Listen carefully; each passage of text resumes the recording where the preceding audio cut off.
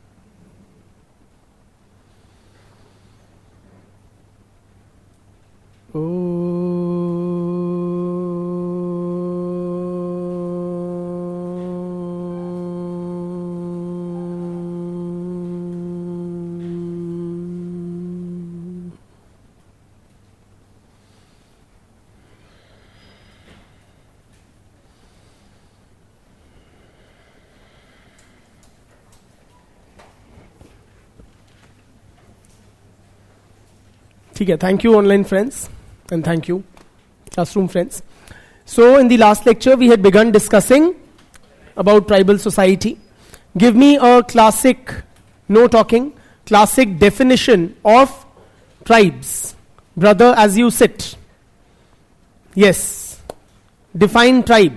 A classic definition of tribes. Sit down and yeah. Louder, please. Live in forests. Wonderful primitive technology. Keep adding. Yes, yes.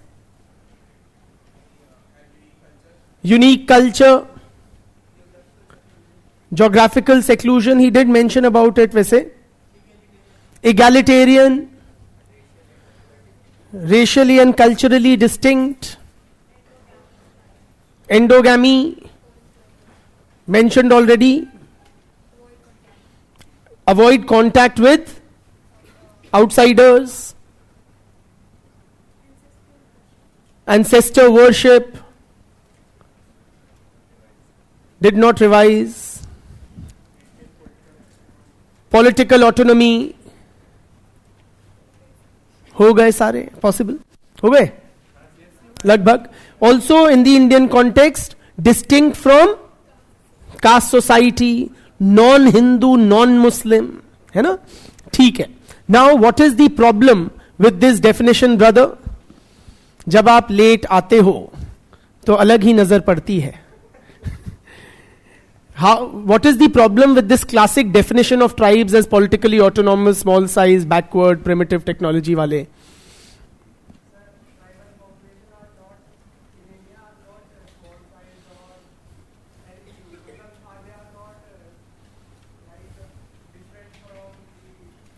All right, so in India, but छोटे भी तो हैं. जरवा अंजे छोटे छोटे ही तो tribes हैं.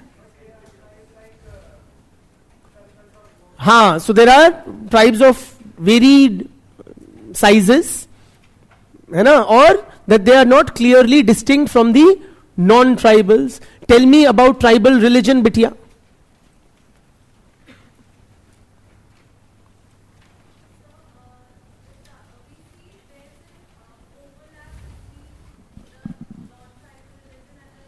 Overlap between the religious beliefs and practices of tribals and non-tribals. In what way do you, or why do you say that?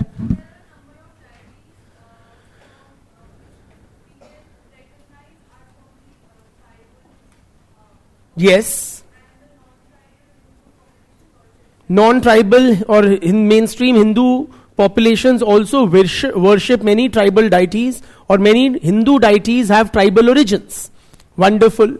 Tell me about the relationship between tribe and caste, brother in black. Yes, जो अपने ही गाल सहला रहे हैं. Sorry? Relationship between tribe and caste.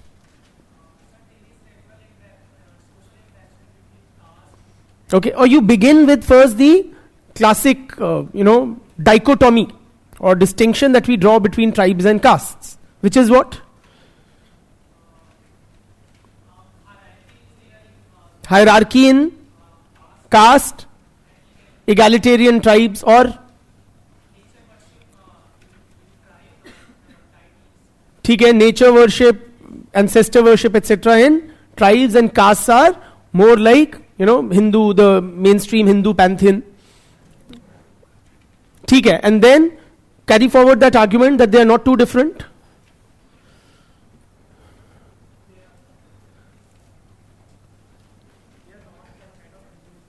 Sorry?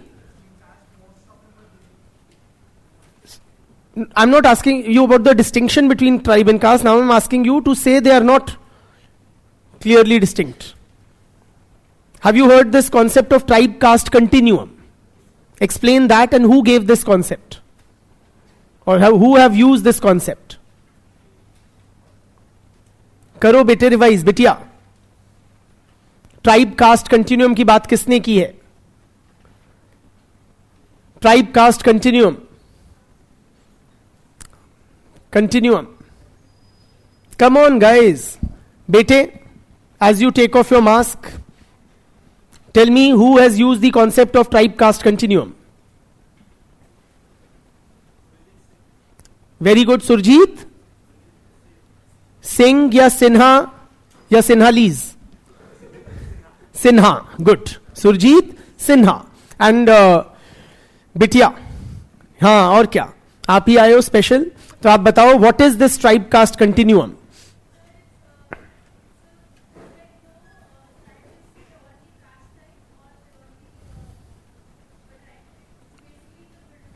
हाँ, many social groups will lie somewhere on a continuum between pure tribe type and pure caste type. Wonderful. ठीक है. Who talks about the Bitya tribe Rajput continuum? No, your neighbor. हाँ, आप inspects. हाँ, pass over to you. Surjit Sinha. See, life is so simple. Good. Then we discussed what? We discussed about the condition of tribals during the colonial period. What was it? अब सुनेंगे हम एक tribal की कहानी, एक ट्राइबल की जुबानी. The control over forest resources, what happened to it?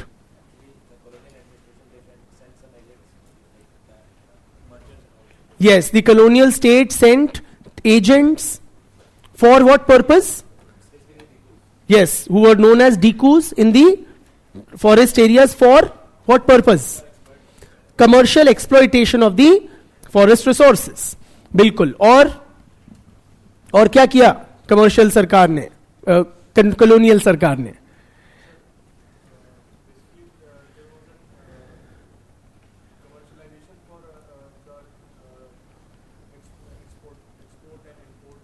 Commercialisation he has mention, है ना, डिकूज घुसा के. उसके अलावा what else?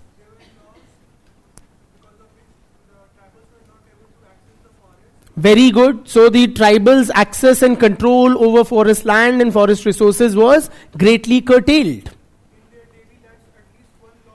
Yes, as Elvin said, ki every day a tribal would break at least one law, forest law, every day of his life. है ना? तो इसकी वजह से what did we see? Tribal uprising, such as, name some. Munda, Nagas, हो, संथल्स. जो tribe का नाम लोगे उसके आगे लगा दो रिबेलियन. वाकई में सभी ने प्रोटेस्ट किया था. This is where we stopped. And we also undertook a quick analysis of the tribal uprisings. Brother, yes?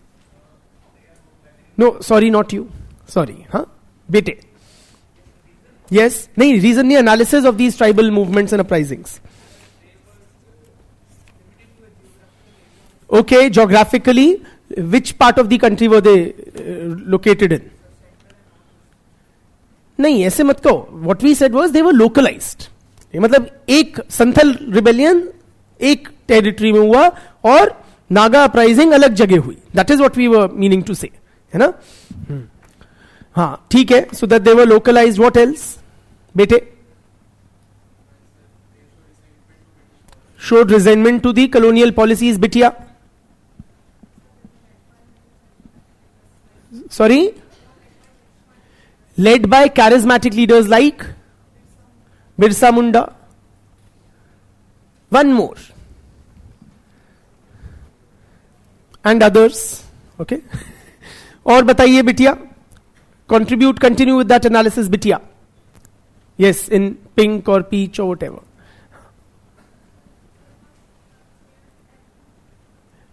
Yes. Yes, a shared ethnic identity and culture were the basis of tribal unity during these revolts. और बताओ बेटे.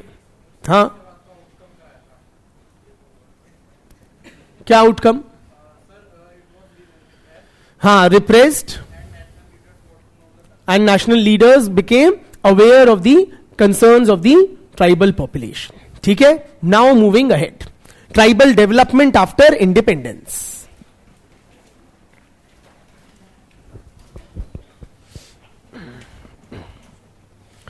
So friends, as already discussed in the last lecture, the national leadership, right, who were at the helm of affairs after independence, they were acutely aware of the various concerns and problems of Indian tribes.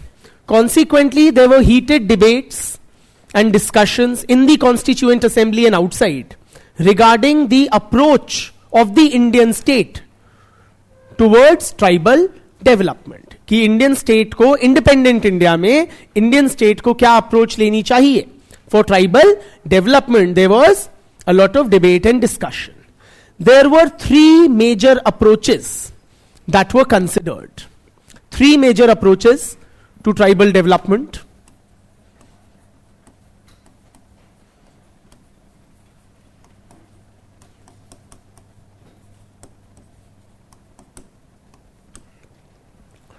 The first approach is the isolation approach.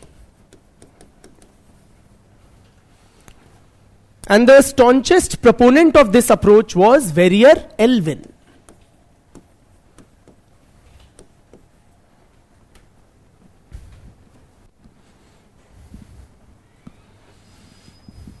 Do we know Elwin? What about him? हाँ, basically he advised the government of India or the NEFA administration, Northeast Frontier Agency, that was like the Northeast area. To that he was made an advisor by Nehru. He was very close to Nehru. What else do we know about him? He married a tribal, so he was a Gora who came to India as a missionary. Initially he was stationed in Pune, but he later shifted to central India to study tribes, stayed with them for a long time. He also married a tribal and divorced her. Okay, and he produced very detailed monographs on various tribes, talking about various aspects of their lives. And he also took up Indian citizenship. After India's independence, he was a Gandhian also at one point of time. So he was immensely, Gandhi in fact said that he's like my son. Okay. So ye hai. Now what was this isolation approach? This isolation approach which Elwin championed basically advocated that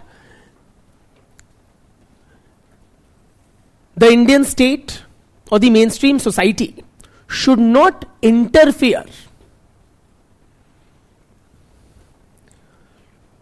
in the affairs of the tribes.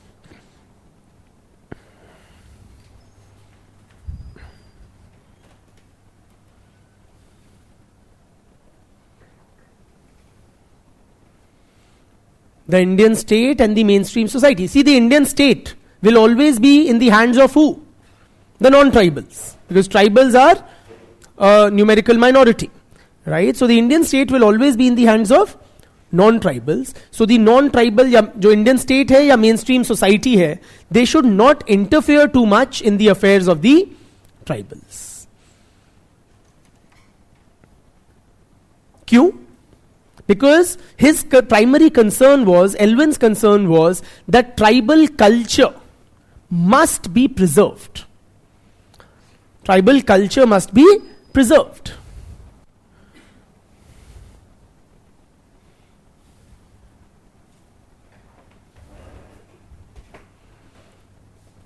So any external imposition on them will lead to erosion of their culture. Okay?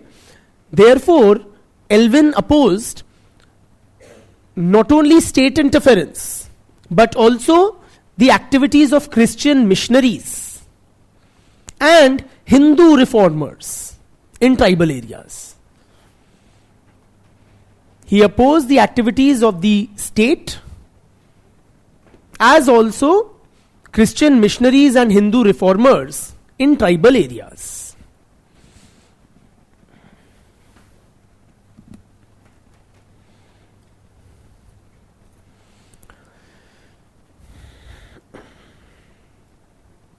So, a non-tribal alien culture should not be imposed on the tribal people.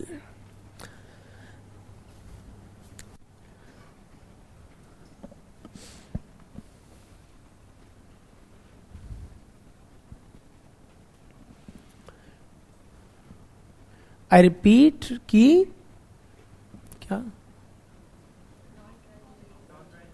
हाँ, the culture of the non-tribals should not be imposed on the tribals.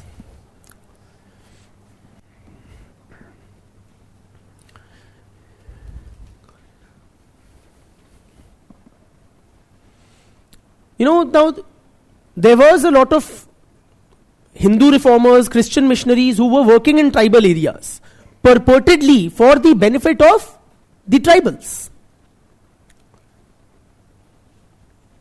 So why is he opposing those activities? अच्छा ही काम कर रहे थे ना Christian missionaries या Hindu reformers जो थे ट्राइबल एरियाज में. But according to Elvin, you know, these efforts of missionaries or reformers, they were basically due to an ethnocentric bias. These reformers or missionaries, they viewed the Christian or Hindu culture as superior to the tribal culture. Are you with me? The missionaries or reformers had an ethnocentric bias. Yani they considered the Hindu or Christian culture as superior to the tribal culture.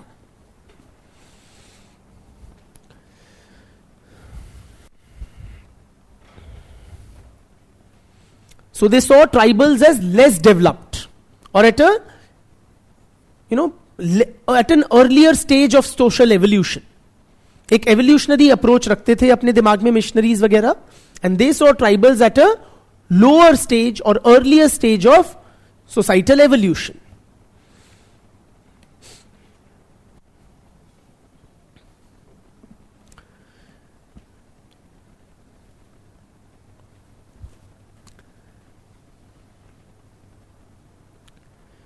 But according to Elvin, tribal culture is not inferior to that of other social groups, चाहे missionaries हो या Hindus हो.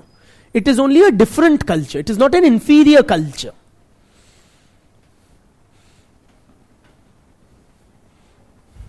धन्यवाद भैया. According to the isolationists, tribal culture is not any inferior or any, you know, less developed than other cultures. It is simply a different culture. So this tribal culture must be preserved. Therefore, basically he advocated, you know, that the state should let the tribals be, or other people, Hindus and Christians, and they should let the tribals be. एक hands of approach, ठीक है ना.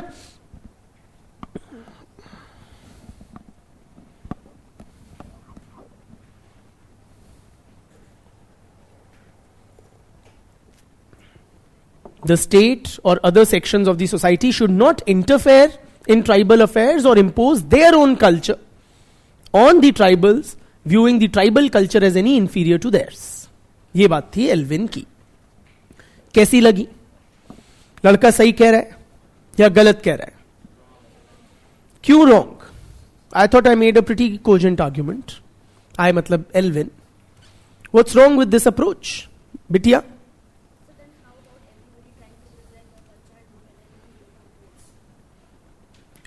That's a very dangerous argument to make. She's saying, what about then, how about if everybody tries to preserve their own culture, instead of adhering to some sort of a uniform code? भैया India में जो template है वो uniformity का नहीं है. It is about respecting, even celebrating cultural diversity. Cultural pluralism is considered one of the defining features of our society. और आप ऐसे समाज में यूनिफॉर्मिटी इंपोज करने की बात कर रही हो बिटिया.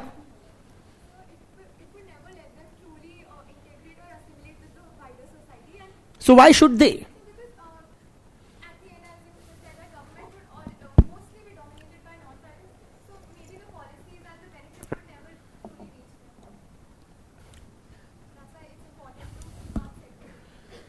Okay, you're saying the policies, they will not be able to benefit from the government policies, brother? यही तो आपका एथनोसेंट्रिक बायस है. अपने हिंदू या क्रिश्चियन पॉइंट ऑफ व्यू से आप बोल रहे हो कि ये बैकवर्ड है. एल्विन कहते हैं बैकवर्ड फॉरवर्ड क्या होता है? ये डिफरेंट है.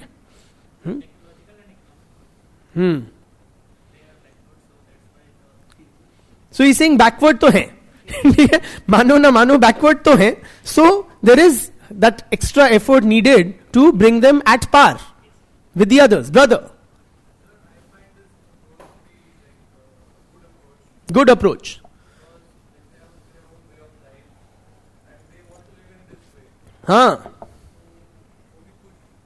वो भी खुश, हम भी खुश, जी और जीने दो, है ना. लिव एंड लेट लिव वाली अप्रोच है. बढ़िया तो है बिटिया.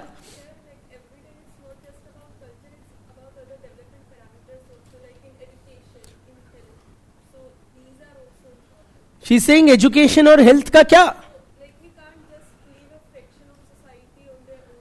You can't leave a fraction of the society on their own. Brother,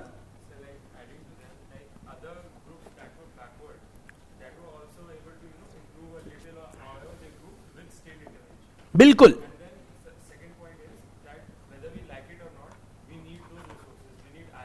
ओ, इनकी नजर है ट्राइबल एरियाज में जो रिसोर्सेज हैं उन पे, कि लाइक इट और नॉट नेशनल डेवलपमेंट के लिए हमें चाहिए तो है.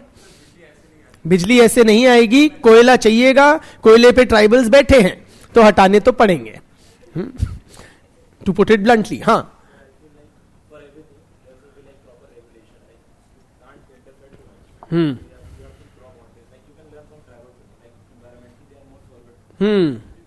Learn from tribals also. Good.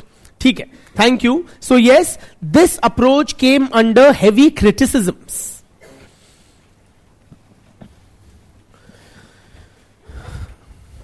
Such as from reformers and activists like Thakkar Bapa.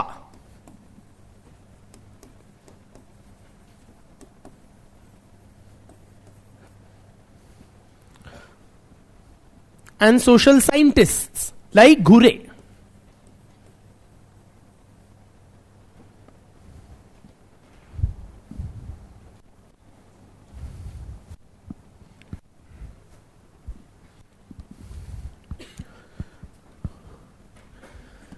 बापा क्या कहते हैं? Basically he says that, anthropologists like Elvin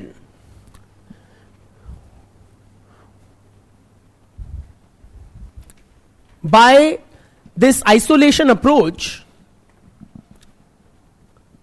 seek to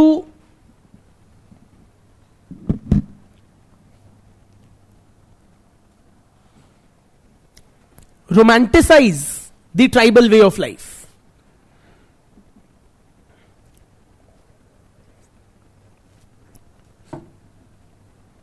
This isolation approach basically romanticizes the tribal way of life. These anthropologists, they are trying to preserve tribal culture.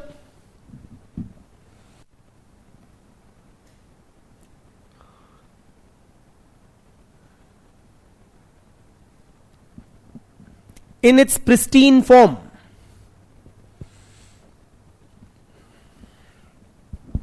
इन्होंने इसको बोला, it is this isolation approach is like a national park approach. Critics like Bapa called it the national park approach. I repeat, critics like Bapa regarded this or termed this isolation approach as national park approach.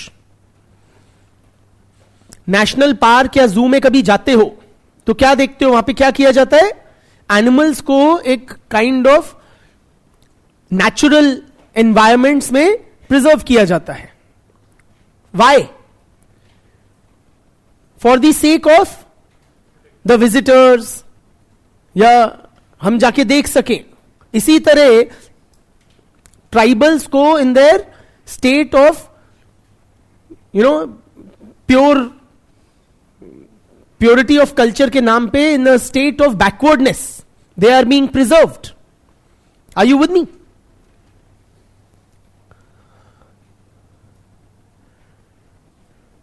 As if in a museum, as if they are museum specimens. आपको diversity चाहिए देश में दिखाने के लिए है, उसलिए आप कुछ समाज के वर्गों को पिछड़ा छोड़ दोगे, अनटच्ड बाय मॉडर्नाइजेशन छोड़ दोगे.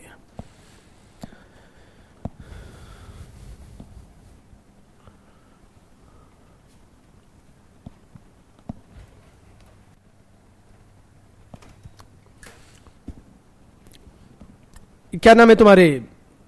एल्विन ने किताब लिखी थी द एबोरिजिनल्स, ओके, जिसमें and in many of his other works also he had outlined this isolation approach, the aboriginals. This is a book by और a pamphlet by Elwin. Aboriginal शब्द का मीनिंग होता है the original inhabitants of a place, या जिनसे पहले before whom there was no other occupant of a land, the first occupants of a territory. They are referred to as aboriginals. This term is frequently used for tribes. ठीक है? This was the title of a book by Elwin in which he proposes this isolation approach, and other places also. In response to this, Ghure wrote a book titled The Aboriginals So Called and Their Future. ताना मारते हुए Alvin को लिखित में इन्होंने एक किताब लिखी, the aboriginal so called and their future.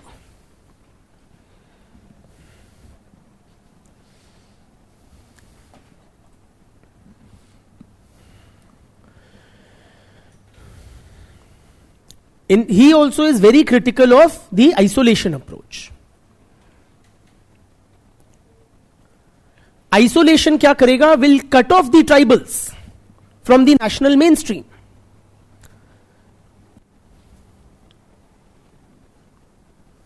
So it will be against national integration. हम क्या करना चाह रहे थे, या हमारे जो नेशनल लीडरशिप क्या करना चाह रही थी? They were trying to weld us into a nation. Yes or no? But isolation would cut off the tribals from the national mainstream.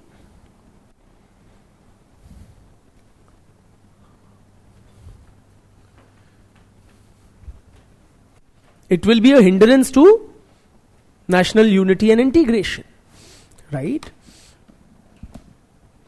Both Bapa and Ghure, they were of the view that tribals, friends, are equal citizens of India.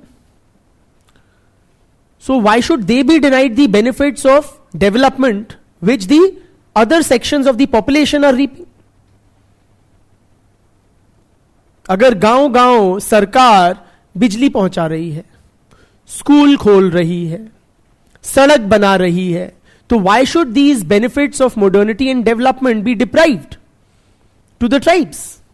क्या उनको अधिकार नहीं है भारत की तरक्की में भागीदार होने का? है कि नहीं है? बिल्कुल है.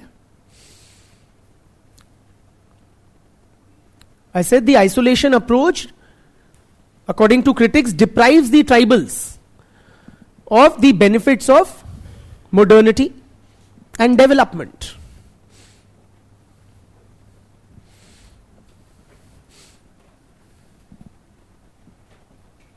The isolation approach deprives tribals of the benefits of or the fruits of modernity and development.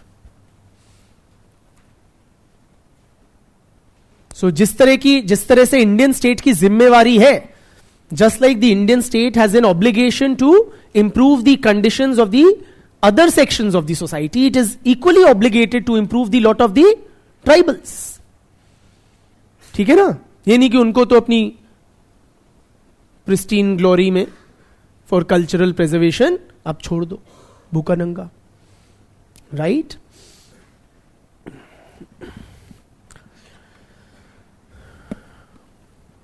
Another approach was the assimilation approach.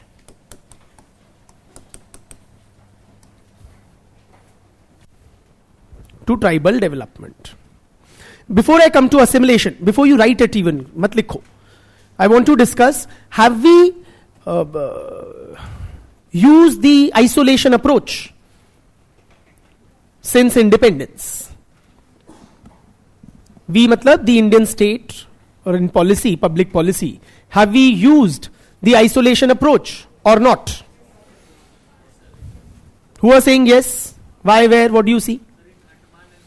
Yes, so for several tribes which are on the verge of extinction, such as in Andamans, you know, there is consciously their integration into the rest of the, or into the mainstream is avoided, and an isolation kind of an approach is followed, like Sentinelese वगैरह को लेके.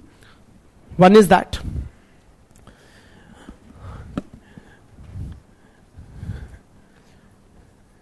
But it's not just these tribes which are on the verge of extinction.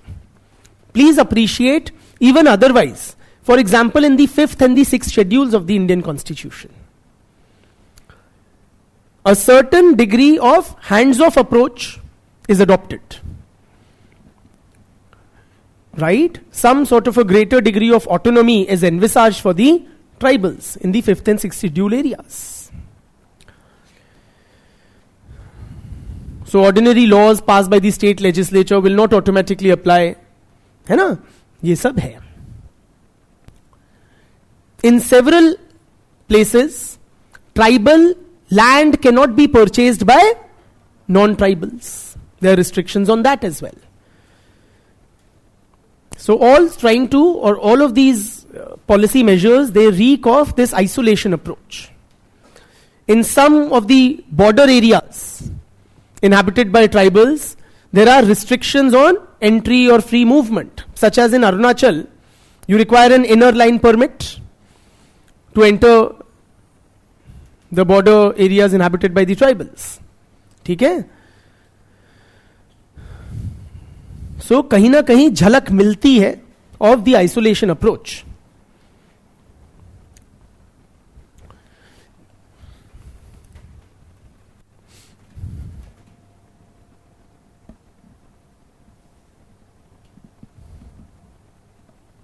ठीक?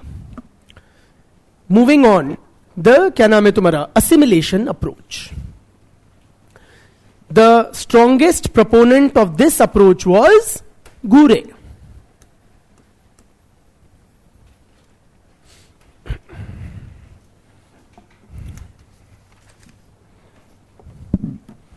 For Gure friends, tribals are who?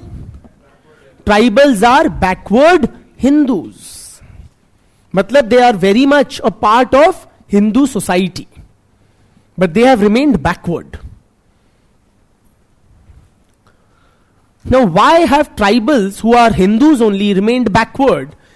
Because suffer from some cultural defects. Tribals suffer from some cultural defects. And these defects basically keep them backward, prevent their growth.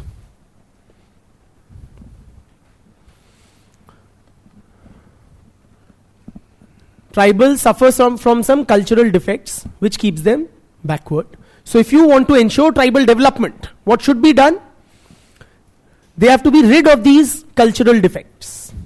How do you rid them of these cultural defects? So if they are partially Hinduized, you make them fully Hinduized. They should be fully absorbed or assimilated into the Hindu fold. To address these cultural defects, tribals should be fully absorbed or assimilated into the Hindu fold. In other words, they should give up this, these defects and become more like the other Hindus. ठीक?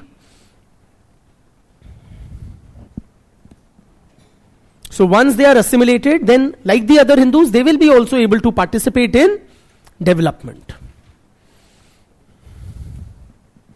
क्या है ये cultural defects tribals में? Excessive consumption of alcohol, दारू पी के पड़े रहते हैं.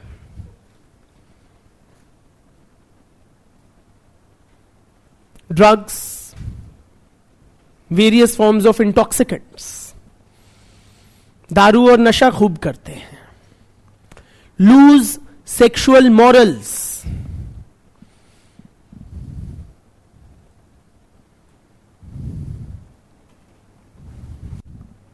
and sensual dancing. He said that.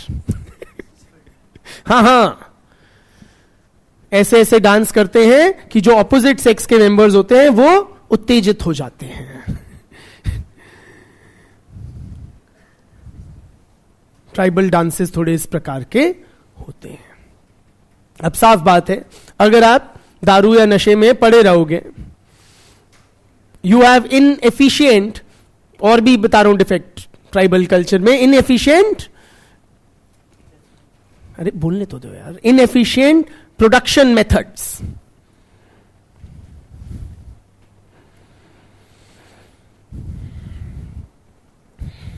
तो पॉइंट इज, अगर इनएफिशिएंट प्रोडक्शन मेथड्स इस्तेमाल करोगे, दारू शराब नशे में पड़े रहोगे, सेक्स में पड़े रहोगे, तो तरक्की कैसे होगी?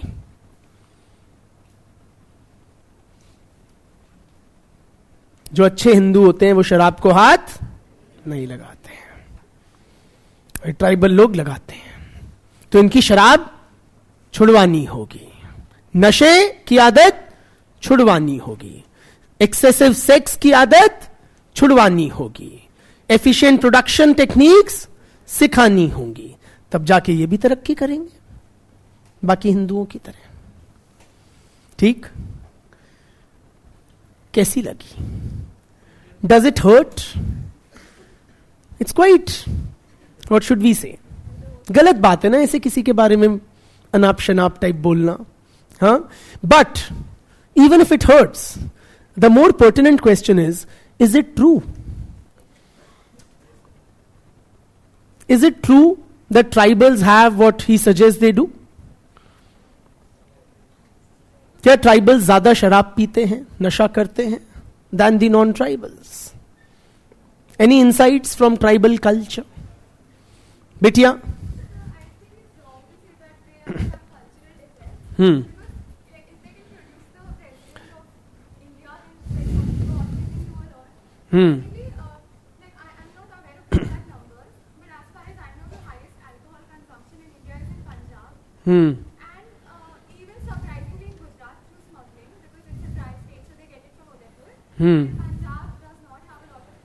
It has no tribal population.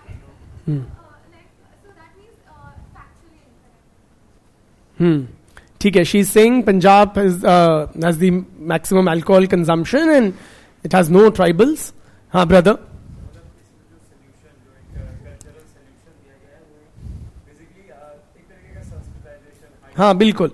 जैसे कि सर वो Jews थे उस टाइम के Hindus की मतलब they were at epitome or something.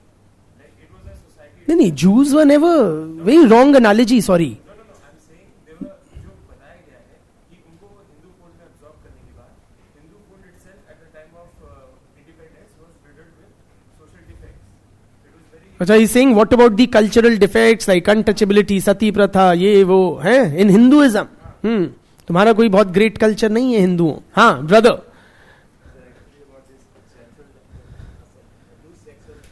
Loose sexual morals.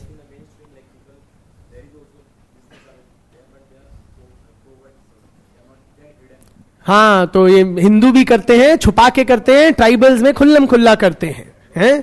तो कौन ज्यादा घटिया काम करता है, जो छुपा के लूज सेक्सुअल मॉरल्स होते हैं या जो खुल्लम खुल्ला. हाँ ठीक है. So guys, just some, let's investigate this. I like to give you some data from the national family health survey, the 5th recent, 2019-20 odd, NFHS 5 data. What does it say? Alcohol consumption by men, ठीक है, total population के लिए. Alcohol consumption by men. What percentage men in India consume alcohol? तुक्का मारो. 80. 65.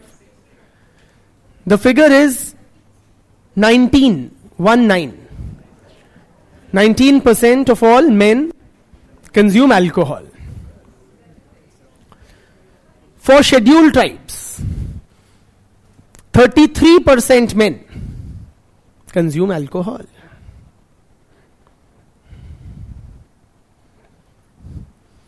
Alcohol consumption by women, कितने प्रतिशत भारतीय नारियां शराब का सेवन करती हैं? 10%. 7.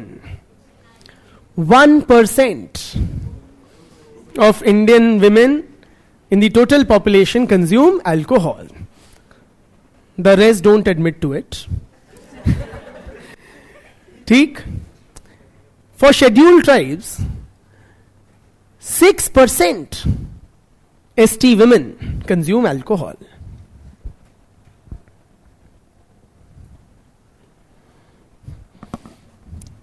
The only point I'm trying to make is perhaps there may be some grain of truth, okay, in what Guru is arguing, but this approach also came under very heavy criticism. What's wrong? Of course, this approach also stems from an ethnocentric bias, viewing Hindu, Brahmanical Hindu culture as superior to tribal culture. There is a clear ethnocentric bias evident in this approach. Yes or no? Not just that, friends, if this policy measure is adopted, what will it do? It will lead to cultural homogenization. India का जो सबसे celebrated aspect है वो क्या है? हमारी cultural diversity. That will be wiped out और flattened. Yes और नो? सबको एक समान बना दोगे आप, जो कभी भी भारत की नीति नहीं रही है. हमारे कल्चर में, हमारे कॉन्स्टिट्यूशनल स्कीम में, every which way we have always exhibited a respect for cultural diversity or pluralism. And this policy goes against that aspect. Right? Has this been adopted? Have we adopted the assimilation approach or not? Not as a, as an aspect of state policy. But yes, assimilation has taken place. Okay, organically or through, cultural contact. It has taken place. But not as a part of state policy. For example, the Oraon tribe of the Chota Nagpur plateau. Worship Hindu gods and goddesses.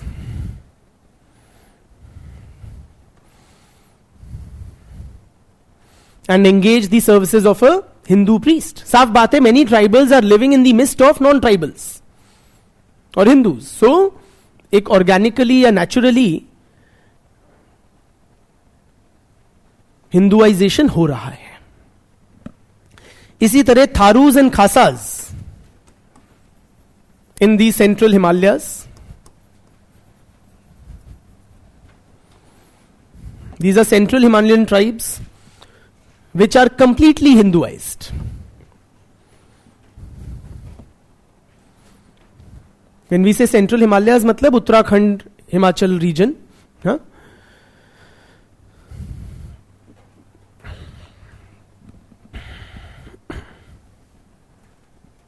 ठीक.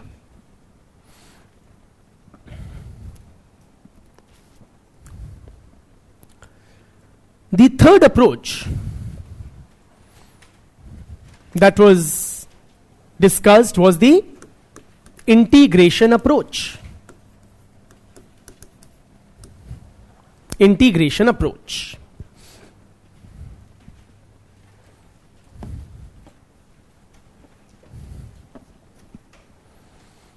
This approach argued what? That the benefits of modernity and development should reach the tribals. They should not be deprived of them. The benefits of modernization and development should be made available to the tribals.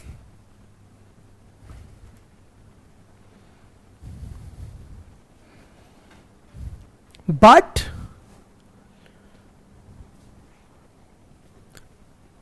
the non-tribals must not impose their culture on the tribals.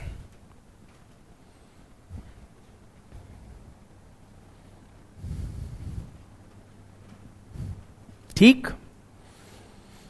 मतलब कि let the tribals progress as the nation does, but let their cultural core be preserved without destroying that. So their arts and crafts, their culture, their language, their dress, their food habits, their worship and everything, all of that should be preserved. Yet they should be offered, say, modern education, modern healthcare, road, railway network, bijli, sadak, pani, all of that. ठीक. And it was this approach that was adopted by the Indian state after independence.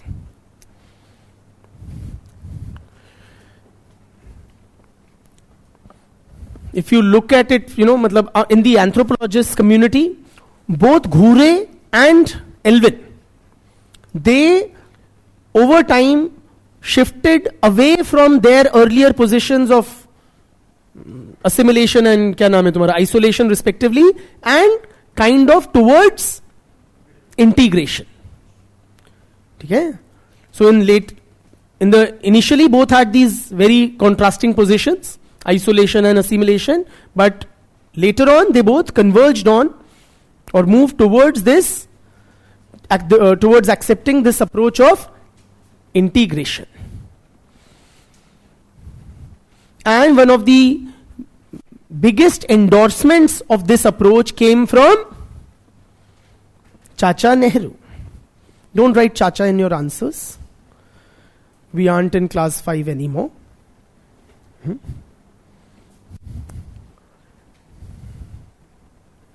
So one of the strongest proponents was Nehru. No wonder it became the preferred approach of the Indian state after independence. ठीक.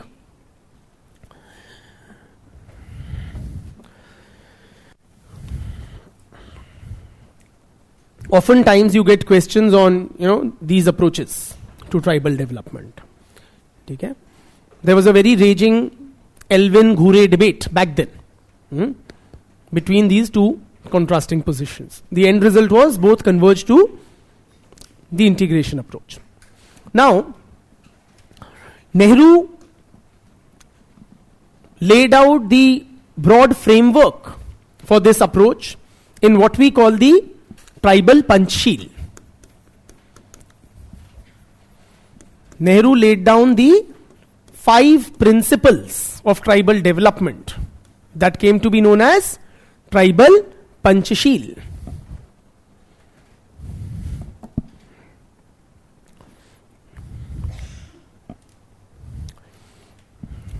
Have you heard the word Panchsheel in another context? The 5 principles of Sino-Indian relations, peaceful coexistence वगैरह जो चले नहीं, नेहरू जी ऐसे ही खुश होते रहते थे वो कब्जा कर गए, खैर. But likewise he enunciated the 5 principles of tribal development, what we call the tribal Panchsheel. You don't need to write down the principles because they have been shared in the Telegram channel, right? So that we save time. I'm reading out and little bit explaining as is required. The first is that nothing should be imposed on the tribals. So the first is non-imposition.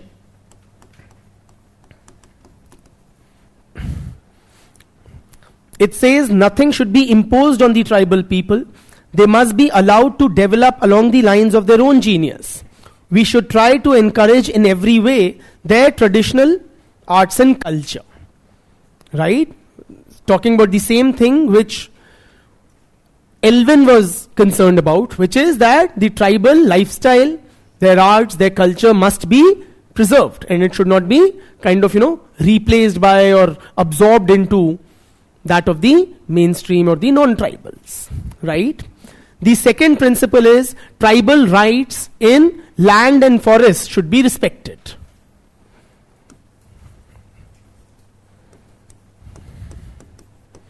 Respect the tribal rights over land and forests. Okay, which is self-explanatory. Now, because one of the key reasons for various tribal uprisings and rebellions during the colonial period was that they were being alienated from their lands. Their control, ownership, access to the forest lands and resources was being denied to them that they had traditionally enjoyed. So, the Indian state was particular, or Nehru was very particular, that their rights over the forest lands and resources must be respected. The third focuses on team building. Team building in the sense, Nehru said that we should develop a cadre of trained persons within the tribal community. I'll read it out. Attempt must be made to train and build up a team of their own people to work of for the work of administration and development. In other words, we should try to develop a leadership that is educated, that is technically competent from within the tribal community. Right? ये Telegram group में share किए हुए हैं बेटे. Nehru also said that initially we may require to introduce some people from the outside. Why? Because tribals initially would lack. Initially they lack those skills. But you will need, say, engineers, doctors, teachers, architects, and the works for carrying out developmental activities. But they should not be, permanently there. They should be required only in the initial phases, and over time we should develop educated leadership within the tribal community who will then guide the developmental efforts in tribal areas. ठीक? Fourthly, Nehru said कि over administration in these areas must be avoided.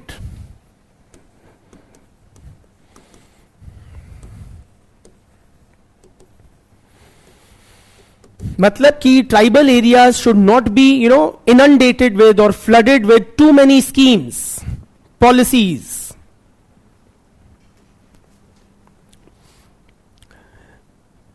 Why? It will, unnecessarily make development more complex.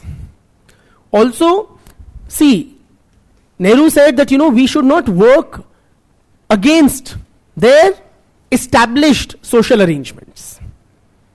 Rather, we should try to work with them. What it means, basically, in any society, friends, which has been long in existence like tribals, there would be there would already be some mechanisms, say, for healthcare.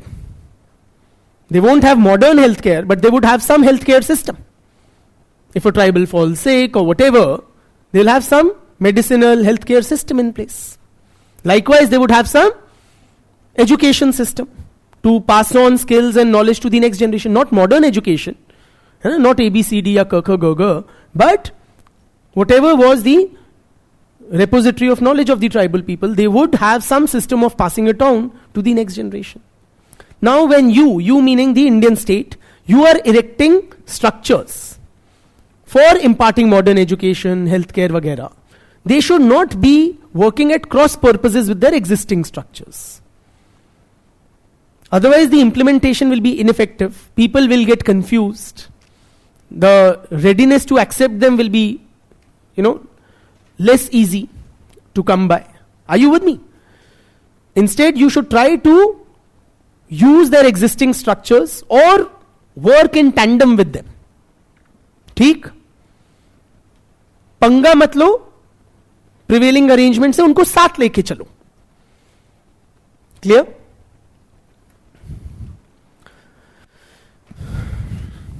And finally, Nehru said we should focus on character building.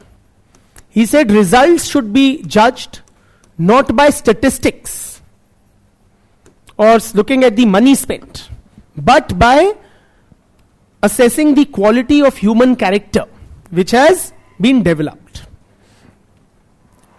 So in public administration, there is a tendency to quantify, excessively quantify everything. How do you gauge anything? You find out the numbers, कितना पैसा खर्च हुआ, कितना literacy rate बढ़ा, and so on and so forth. But he said that may not be the best approach. We should also try to equally focus on the kind of character that we have been able to cultivate in the tribal people. ठीक? These are the 5 principles of tribal development or the tribal Panchil enunciated by Chacha Nehru.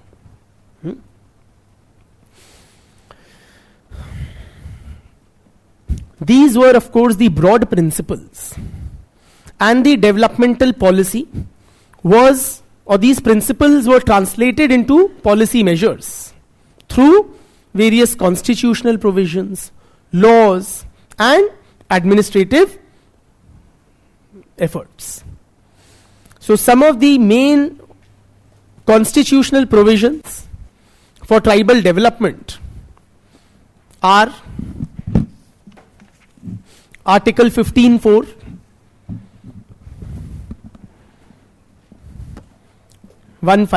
Article 15 clause 4, ऐसे ना? Article 15 clause 4, 15 bracket में 4. Okay? Which says what? That the state can make any special provisions for the advancement of socially and educationally backward classes of citizens or for SCs and STs. ठीक है? Article 19 clause 5. 19 clause 5. What is Article 19? The 6 democratic freedoms, if I remember correctly. Right? Freedom of speech and expression, property purchase. Property अब हट गया, पहले था. Movement, residence, all of that. है ना? Settlement वगैरह. Now, 19 clause 5 puts restrictions. The state can, or enables the state to put restrictions. The state can restrict freedom of movement or settling or trade, etc. for the protection of the interests of scheduled tribes. Right? So it is under this that the state prohibits land purchase, etc. in tribal areas. है ना? You have Article 23, which prohibits human trafficking. Now that does not expressly mention tribals, but tribals are quite affected by human trafficking, so it is of importance for tribal welfare. Then you have Article 29, which is, yes, cultural educational rights, of the linguistic or whatever religious minorities.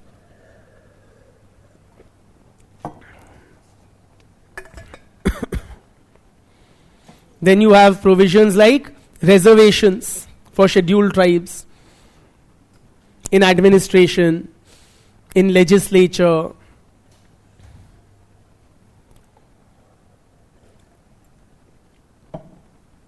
in education. You have a National Commission for Scheduled Tribes. Numerous such provisions.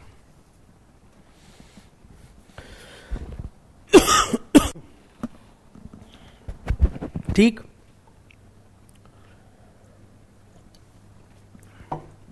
There were also several committees to look at the status of scheduled tribes that were established. One of them was the Shiluau Committee. Shiluau Committee.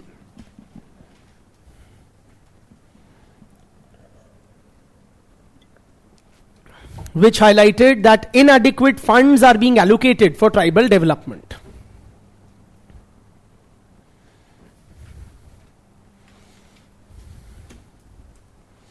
Inadequate funds are being allocated for tribal development.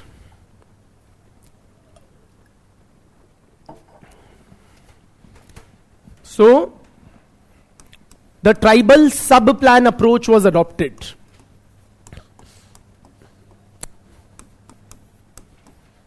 Tribal sub-plan approach was adopted.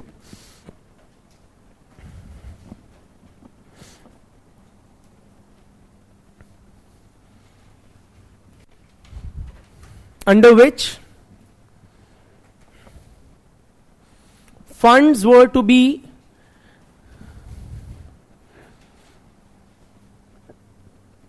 earmarked for tribal development. Funds were earmarked for tribal development in proportion to their share of the population.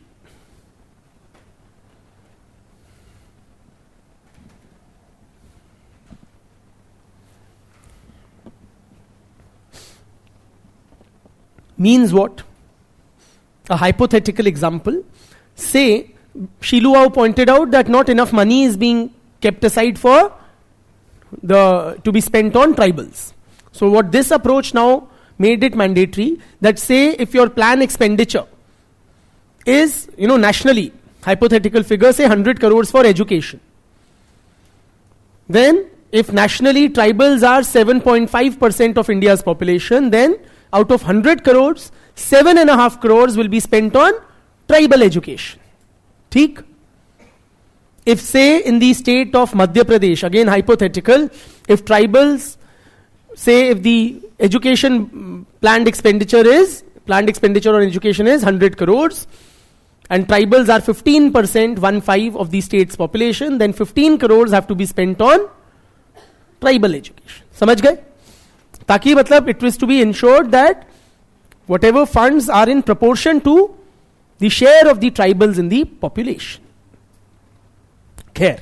So various such schemes, policies, several laws. For example, some recent laws have been the Peace Act, the Panchayat Extension to Scheduled Areas Act. You have the Tribal Forest Rights Act. है ना?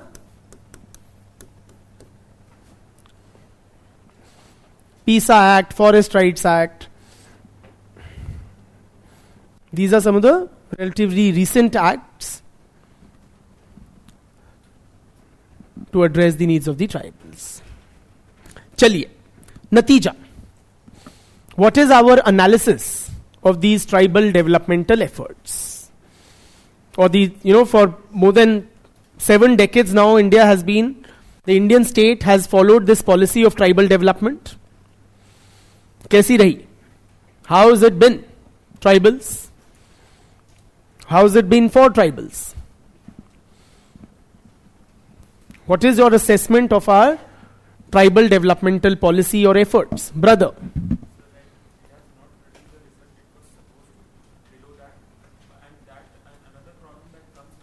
That's too broad a comment, so narrow it down. Now say something more specific. He's saying it has not produced the results it should have or it intended to. But in what more specific? क्या नहीं हुआ है? Okay, they are disproportionately represented in BPL population. Yes.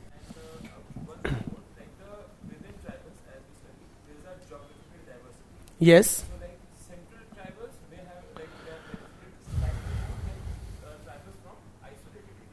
Isolated areas meaning? Northeast. So tribals of central India, he's saying, have benefited relatively more than the tribals in the northeastern part of the country. ठीक है, कोई बात नहीं, good. और बताइए, brother. Problem of malnutrition, diseases like TB, anemia. Anemia तो Indian women में वैसे भी बहुत है, but ये sickle cell anemia particularly tribal population में बहुत ज्यादा है.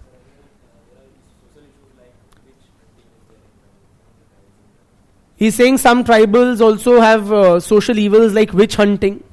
तो उसमें मेरी क्या गलती है? मेरी मतलब स्टेट पॉलिसी की.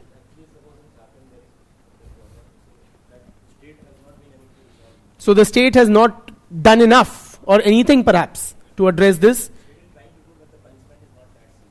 Acha. So the state measures to eradicate this practice of witch hunting are ineffective. State has been doing it. He was talking about Jharkhand. Which tribes, if you can mention?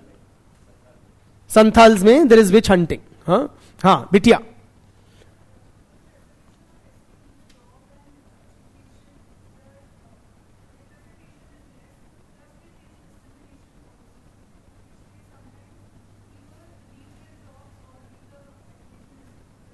So they STs face discrimination in employment, in education.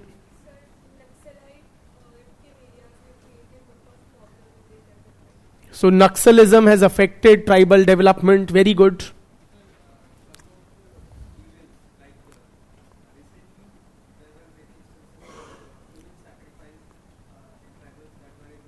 Human sacrifice instances amongst tribals were in news. Enlighten me. Can anybody shed any light on this news he's mentioning? Human sacrifice instances. I'll come back to you. Yes, brother.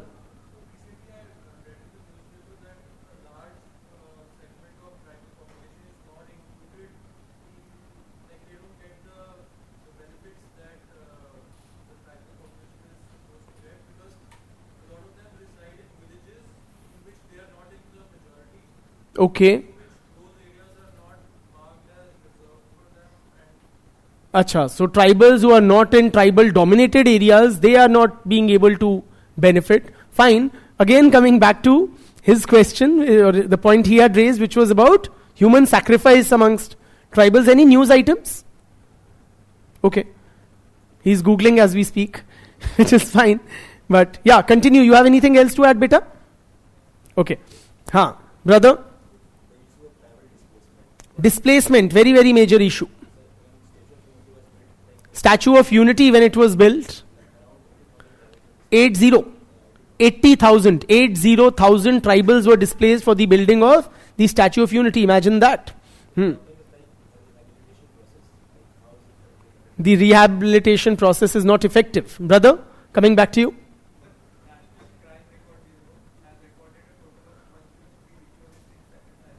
Oh my God. Oh, for in several years, about 7 years, more than 100 ritual sacrifices. And were these all by tribals? Okay. That's enlightening. ठीक है. और किसी को अच्छा, any personal experiences, knowledge, first-hand knowledge, if you belong to a tribal community, or how you've seen the face of your community or your region change, or if you have known or lived in a tribal area, even if you're a non-tribal, what have you observed? If you have friends, close friends, Bitya. I left the In Rajasthan, she's lived for 10 years. So, although I was a child at that time, but earlier the Meena community was not very empowered initially. But then I observed that 99% people in the RAS, RPS, administrative police service, are all from that community. So they have. So from being underdeveloped, they have become like over developed. The Meenas of Rajasthan in a span of 10-15 years, she's suggesting, or since her childhood till now. Secondly, now in their marriages, the practices they adopt are those of Rajputs. They adopt Rajput type practices in their marriages. Like what? So wearing a poshak is a Rajput dress. Wearing a Rajput kind of a dress for the marriage ceremony. By the groom? The bride. By the bride. Okay. Brother? Bahraich district in Uttar Pradesh. There's a tribal group, remember Tharu? So, sir, what I observe is I have not seen much, but sir, the schemes don't percolate that much because of lack of like acts, like for example PDS cards होते नहीं होते. उनको खुद भी नहीं पता है कि उनके लिए PDS cards नहीं होते amongst the Tharu people. like तो उनके पास वो access नहीं है, वो percolation नहीं है. They are unable to access the numerous, public policy measures or schemes for tribal benefit. Empowering them to go get the benefits that ठीक है. Lack of possibly awareness, access, that's an issue. Brother? Concentration of power. क्या मतलब? PM Awas Yojana.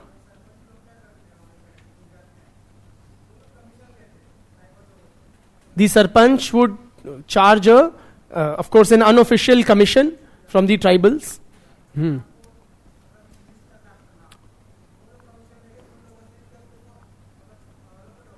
To get listed as a beneficiary in government schemes. कौन से tribals हैं वहां पे जो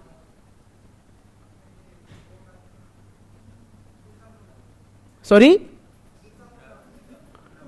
मुंडा ठीक है मुंडा ट्राइब हाँ ठीक है हाँ brother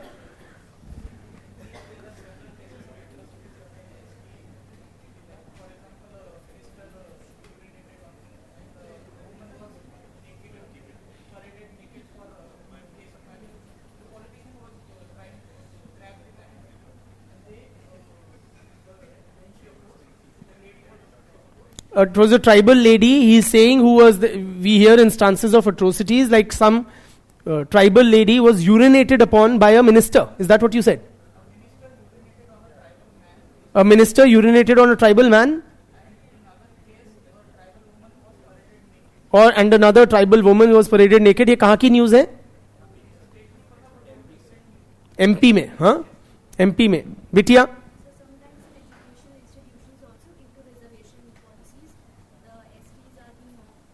STs are being mocked in educational institutions because of the reservation policy. Their merit is questioned.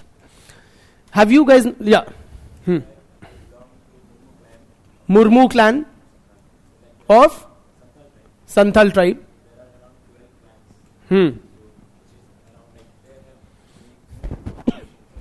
They have unique? Okay, they have distinctive occupations, each of these clans. Murmus are the priestly class.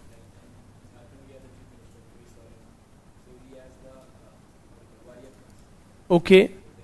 The Jharkhand CM is from the warrior class.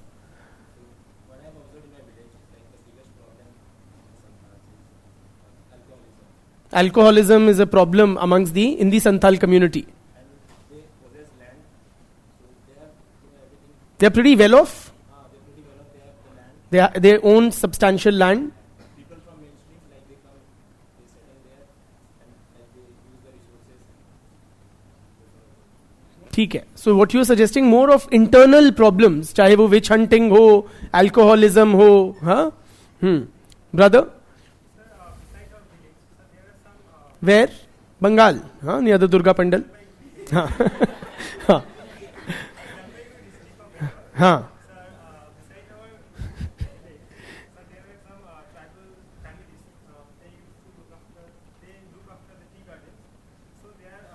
Was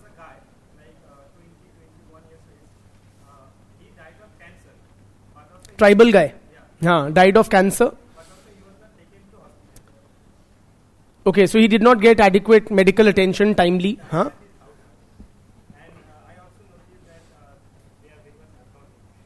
And he also noticed कि पीते थोड़े ज़्यादा हैं. Females also. हमारे यहाँ तो सिर्फ gents लोग पीते हैं.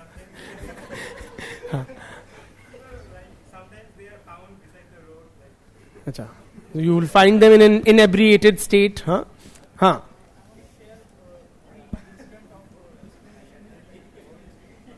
First hand knowledge. Guys, सुनो. A classmate of his in diploma, Maharashtra.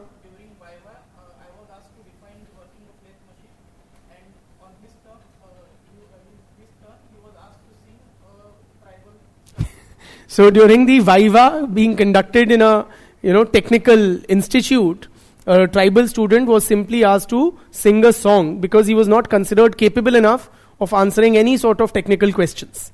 है ना? ठीक है. Also, I'm from Manipur, but I have friends belonging to scheduled tribe. They get reservation in everything and all. But once their member got selected in a job, then they leave the village and stay at the town, not thinking about the development of the village. I think the corruption and not implementing tribal development schemes are major reasons why many tribal areas are not developed still, despite various schemes and policies. And by the way, वो I think urination वाला minister नहीं था, BJP कार्यकर्ता था. ठीक है? That correction has been offered.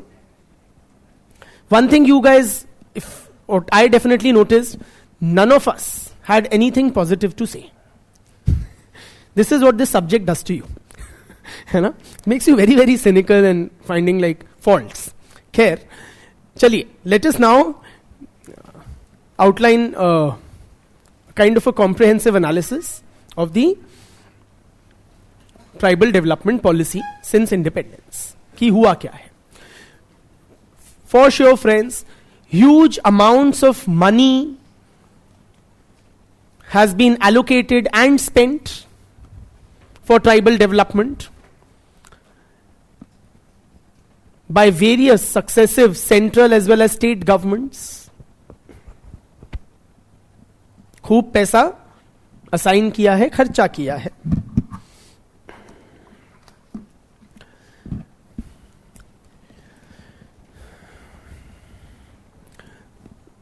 A lot of infrastructure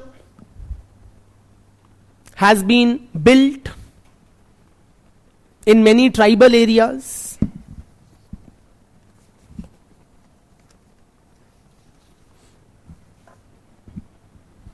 Whether it is schools, healthcare centers, electricity, roads,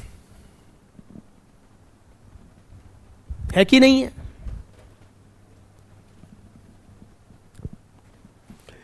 The earlier geographical seclusion of several tribes has been ended.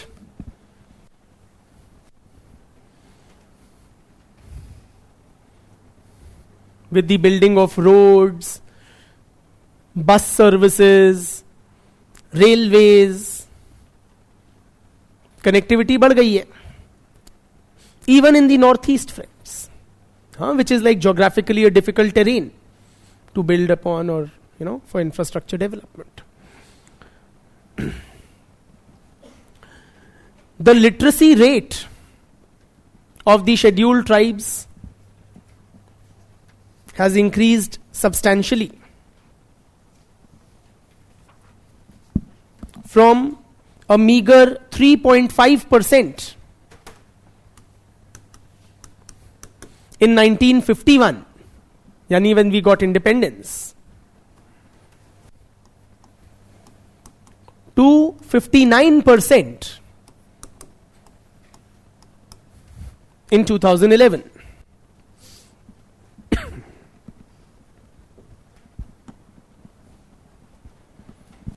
Significant improvement you see there.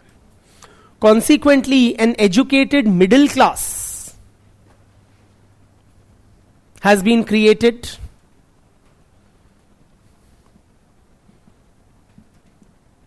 In many tribes.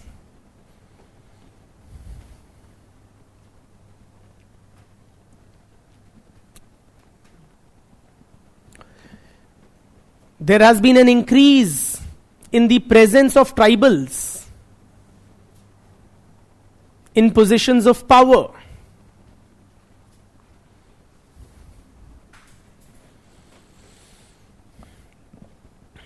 Increased presence of tribals in positions of power.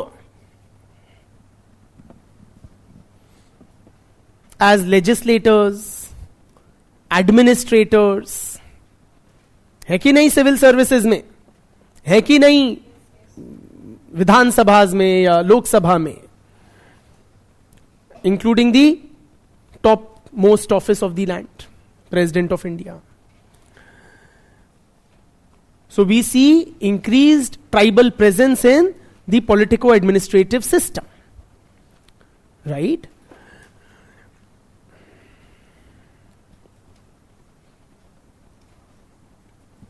So ये नहीं है कि कुछ हुआ नहीं है. You fault finders.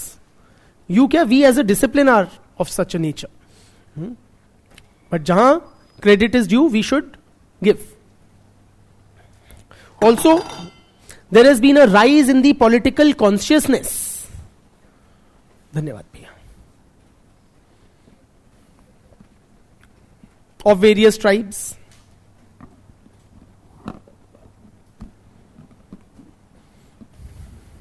Political consciousness of many tribes has been raised, and many tribals are enthusiastically participating in the democratic processes.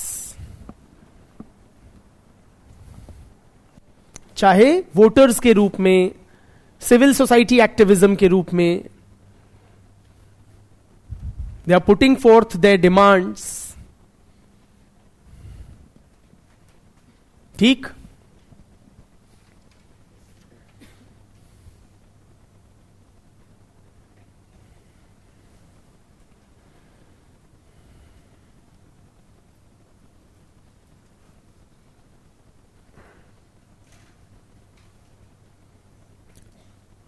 Many tribes have undergone a fair degree of modernization.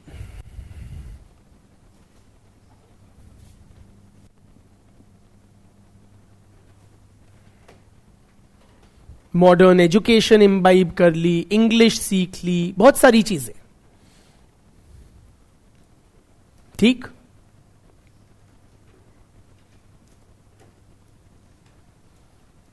However,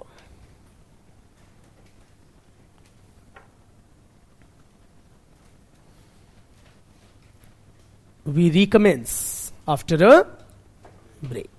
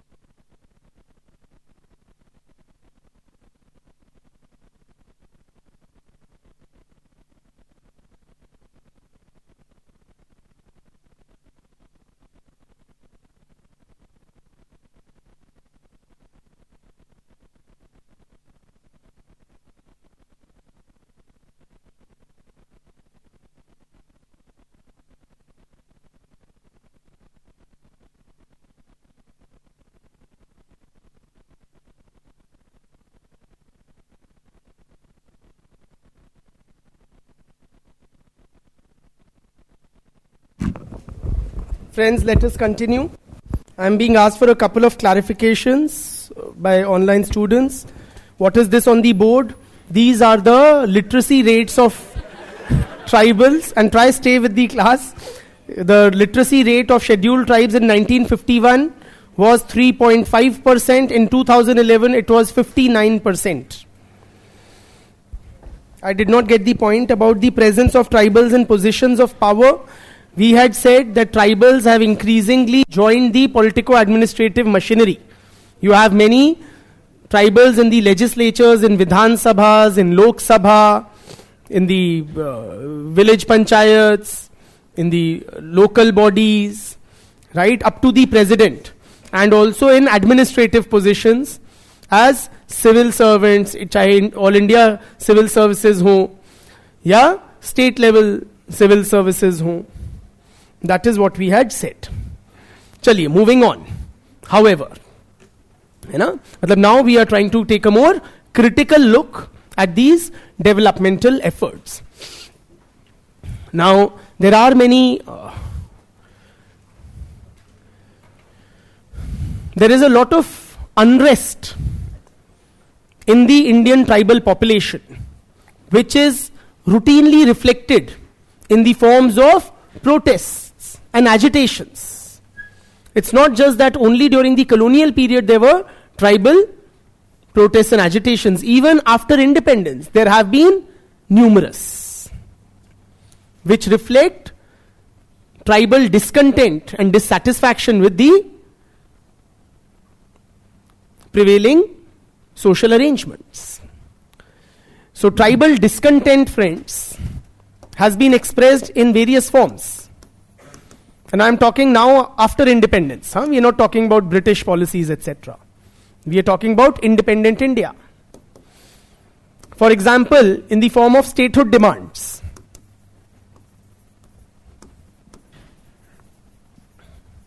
Some such statehood demands have been met, such as Jharkhand, Chhattisgarh, while some remain unaddressed till date, such as Bodo land, Gorkha land.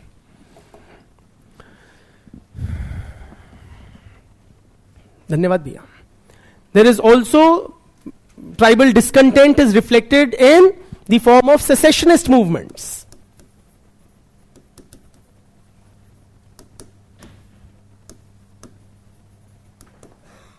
Such as the Greater Nagalim movement, which seeks the creation of an independent Naga homeland, carved out of the Indian state of Nagaland, some neighboring states, as well as parts of Myanmar.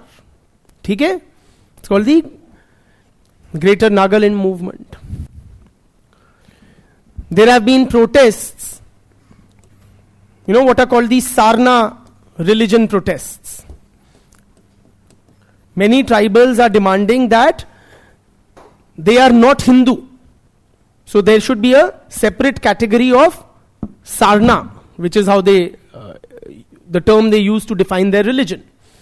That should be listed as a separate category in the census. Presently, the census doesn't provide that. We'll be talking about the Sarna protests in some greater detail soon, matlab today itself. Okay? There are protests, say, for agitations for inclusion in the ST list.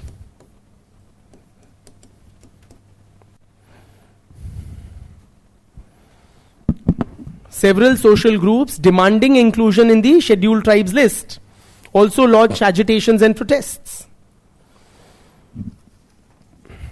For example, there are several tribes in Assam who are presently demanding inclusion in the scheduled tribe list. Several tribes in Assam, such as Tai Ahom, I'm just giving you examples.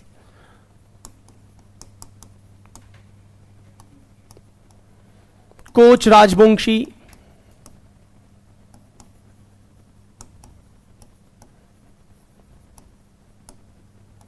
Chutia, several others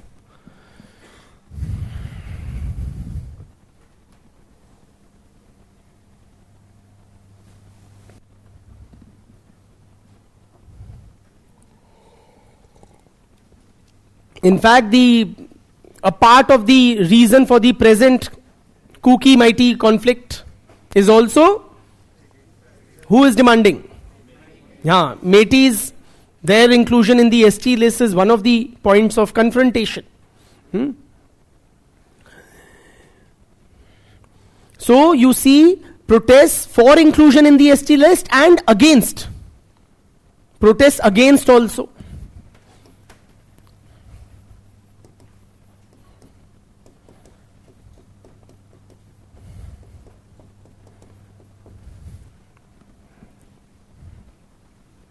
So when a tribe is, campaigning for inclusion in the ST list, when a social group is campaigning for its inclusion in the ST list or is included in the ST list, there are also often protests from other tribes who are already in the ST list against such inclusion. Why?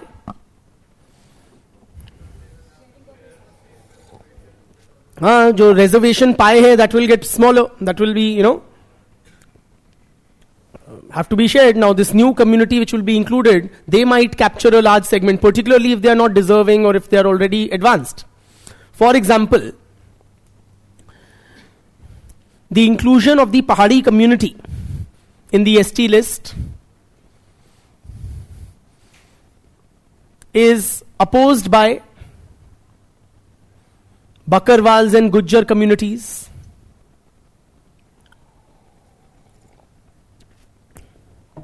Bakarwals and Gujjars are protesting against moves to include Pahadi community in the ST list. Because these guys claim Pahadis are already quite advanced. They are high caste Hindus. They are not tribals. They are not marginalized or oppressed. So if Pahadis get in the ST list, then they will basically capture, the reservation benefits. So इस तरह के various protests and agitations have been witnessed. क्यों? मोटा मोटी, why do we see so much unrest? May I delete? Why do we see so much unrest in India's tribal population? Reasons or analysis is as follows. Please appreciate, friends, the colonial state had only begun the process of industrialization.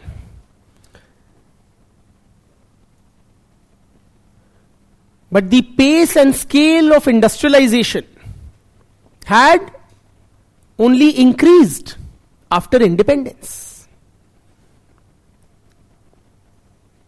After independence, the pace and scale of industrialization increased.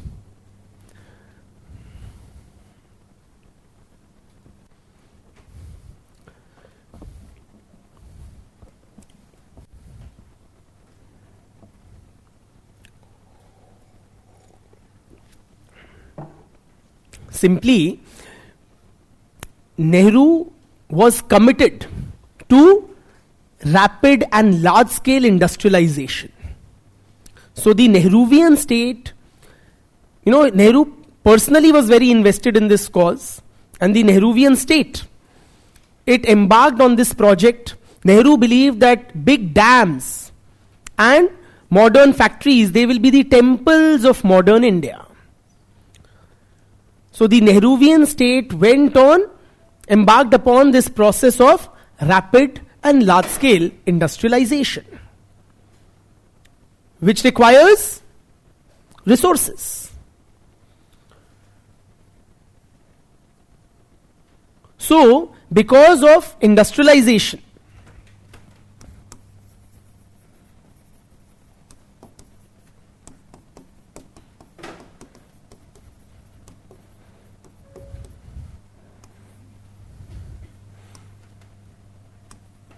tribals were dispossessed from their lands. So the tribal Panchil was paid lip service to,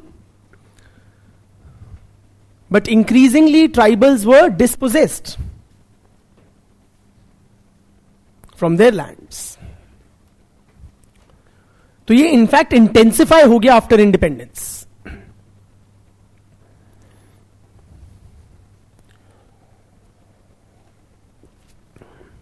there was an expert group established by the government of India in the year 2000.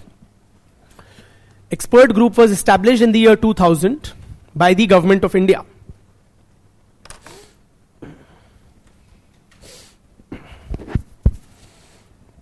On the prevention of alienation of tribal land.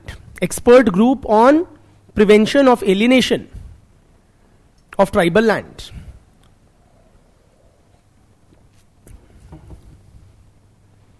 Expert group on prevention of alienation of tribal land. What this group suggested or found that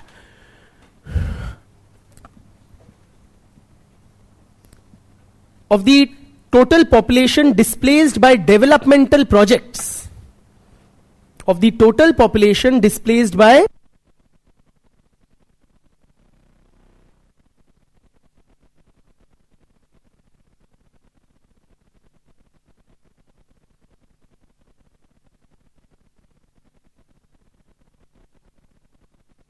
I repeat, of the total population displaced by developmental projects, as much as 47% were tribals.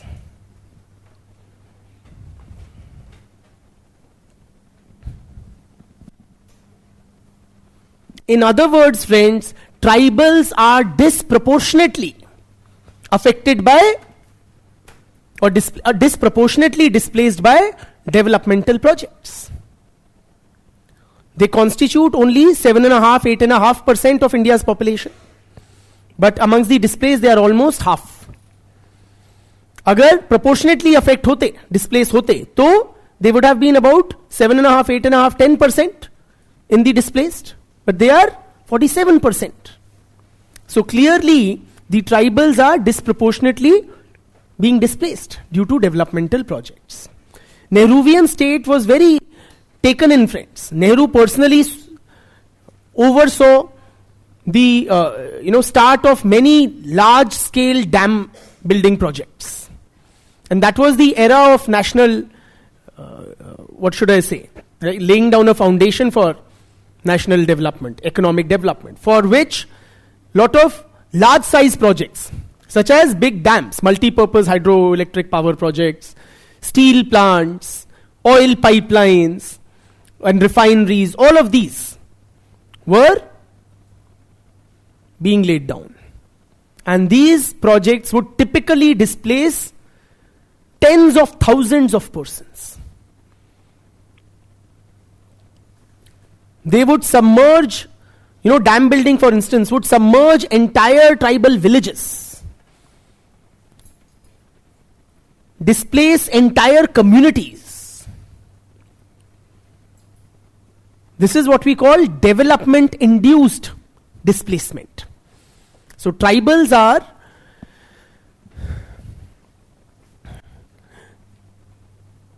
these kind of statistics compel one to conclude that tribals are victims of development.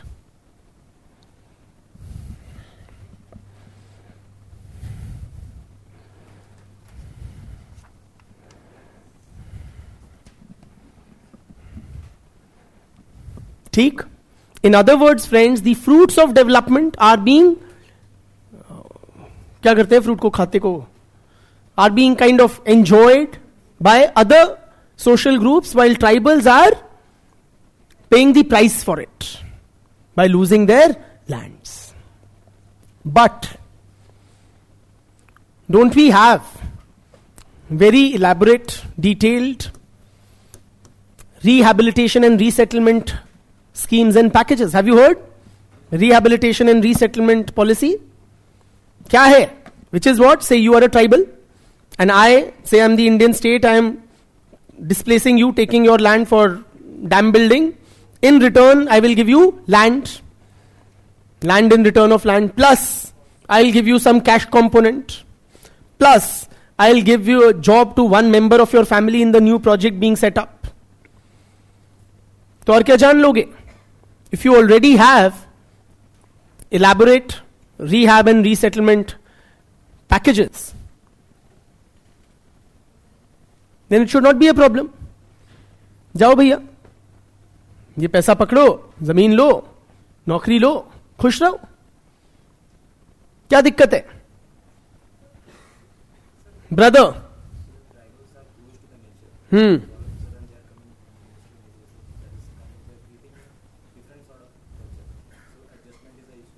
okay. He's saying one problem would be adjustment.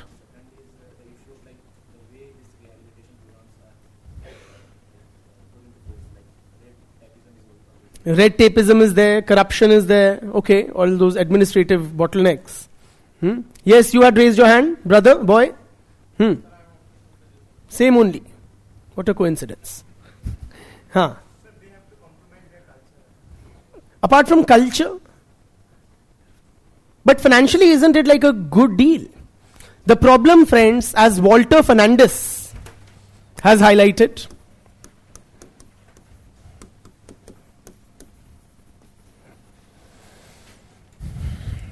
of course, we have elaborate rehab and resettlement policies. The problem is their poor implementation. Fernandez has highlighted the poor implementation of rehabilitation and resettlement policies.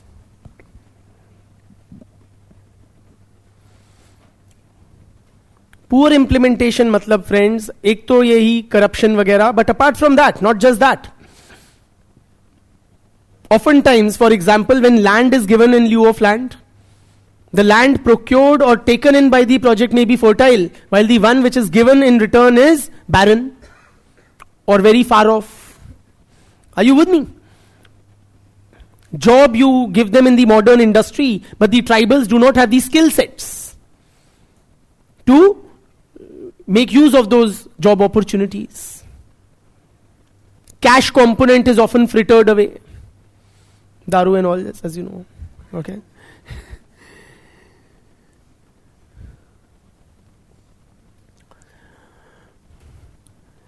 So poor implementation.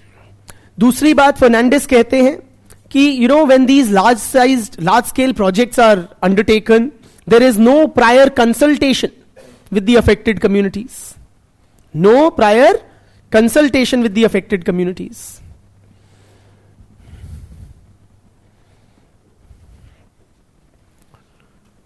Consultation छोड़ो, oftentimes they are not even given adequate prior notice.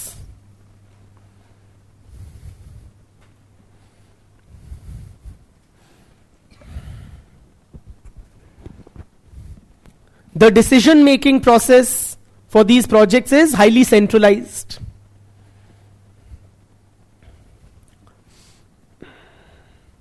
So the most affected people, they barely have any say in these large-size projects.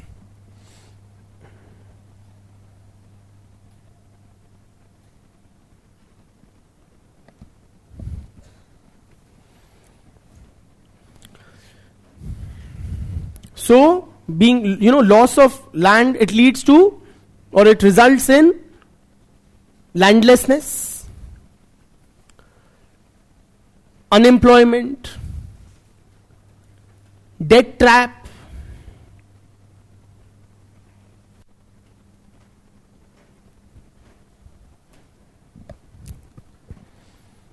loss of livelihood.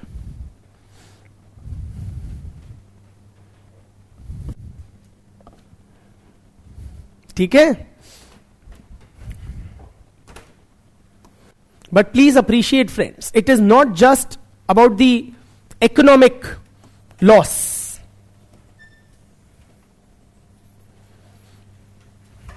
As was rightly pointed out, being uprooted from their habitat also results in cultural alienation.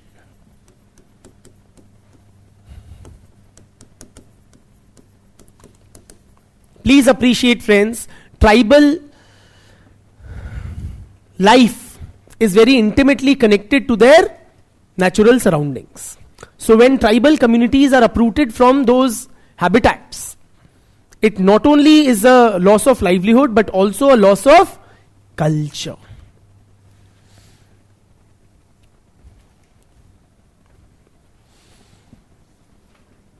Have you seen that movie Avatar? Not the Rajesh Khanna one.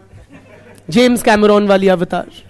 Yes, in which they show the Navi people and the Earthlings, led by, of course, who else but America, right? So that literally represents, or is symbolic of the clash between what are considered as more progressive civilization, modern civilization, and people who are more intimately connected to nature. So for this, kya naam tha tumhara? The Americans or Earthlings, the Navi planet was attractive because of its mineral wealth. Just like the state or corporate interests, they want to extract the natural resources from tribal areas. But for the Navi people, it was not just that they were living there.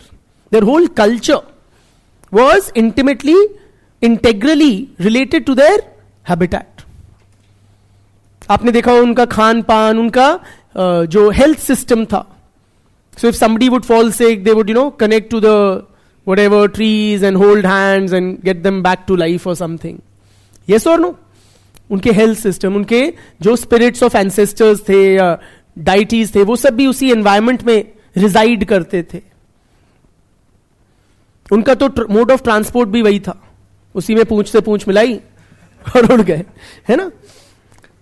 So everything about I'm just suggesting that the tribal life is very intimately connected in every which way to the surroundings.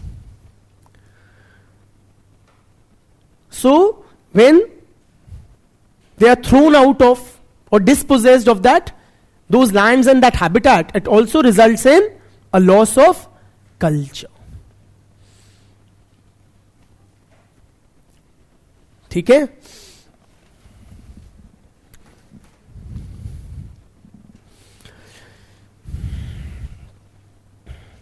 Another issue is that, moving beyond, and you can get specific questions on development-induced displacement, by the way, where you will talk about both aspects, right? Also, friends, on various parameters of development, tribals significantly lag behind the non-tribals.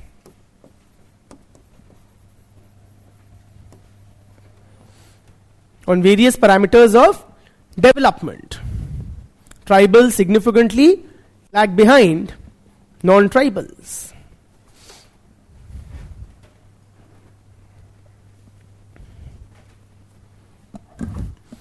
Beginning, of course, first with the economic aspects. As was rightly pointed out by one of us, tribals are disproportionately represented in the BPL population, below poverty line population. To give you a sense, friends, the BPL population 2010-11 types, okay, 10-11 or 11-12 figures are there. 11-12. For the whole of India, it is 21.9%, yeah, mota moti 22%. Total India ka 22% of India's population was BPL 2011-12.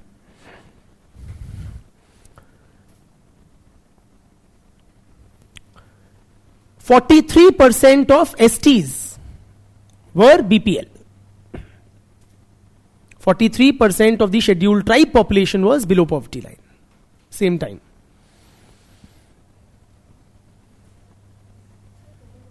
Total population का 21.9 या 22%.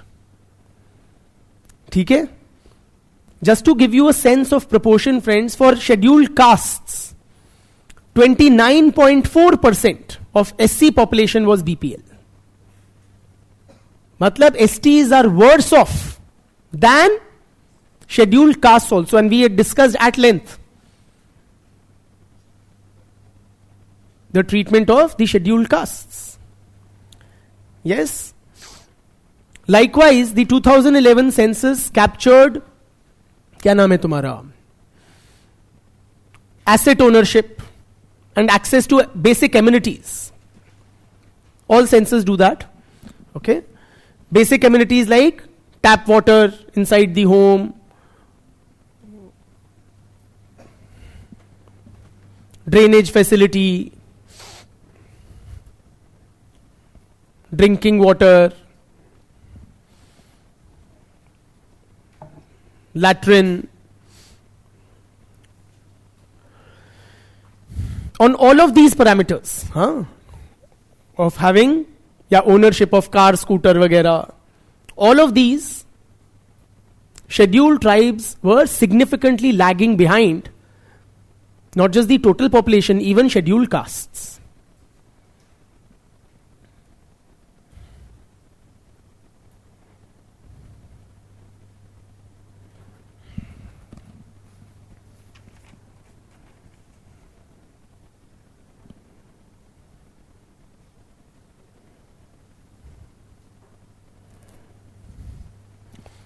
एक और parameter लूं अगर urbanisation का.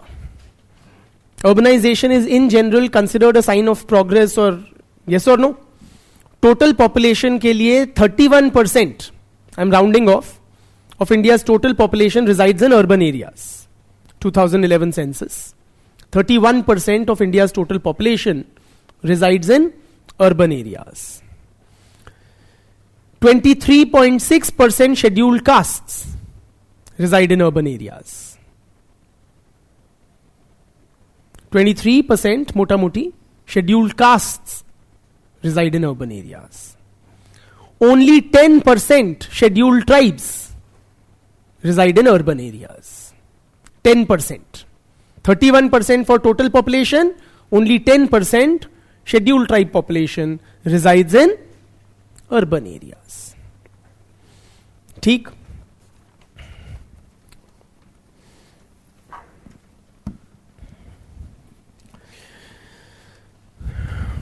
There was a People of India report. People of India report by the Anthropological Survey of India.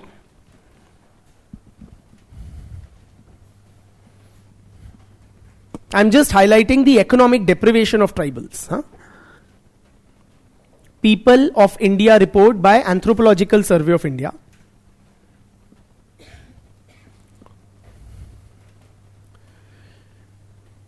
Pehle write down, then I will explain. People of India report points out that various traditional occupations of several tribes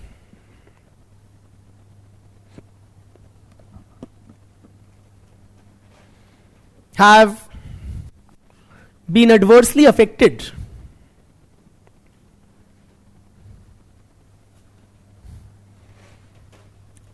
by the forces of modernization.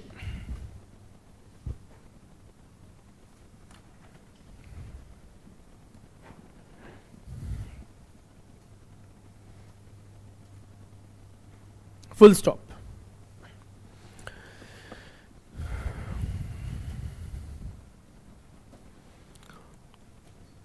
Urbanization and loss of forest cover,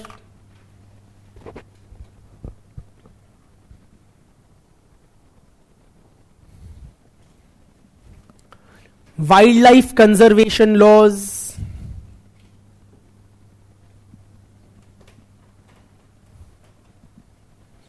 ban on hunting,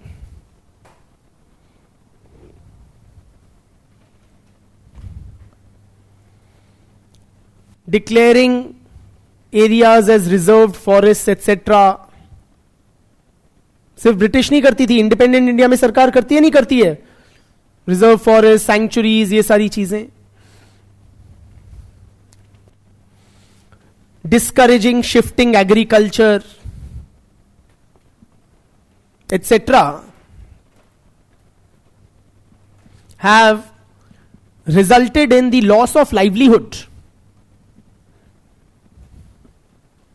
Have resulted in loss of livelihood for several tribal communities. ठीक है?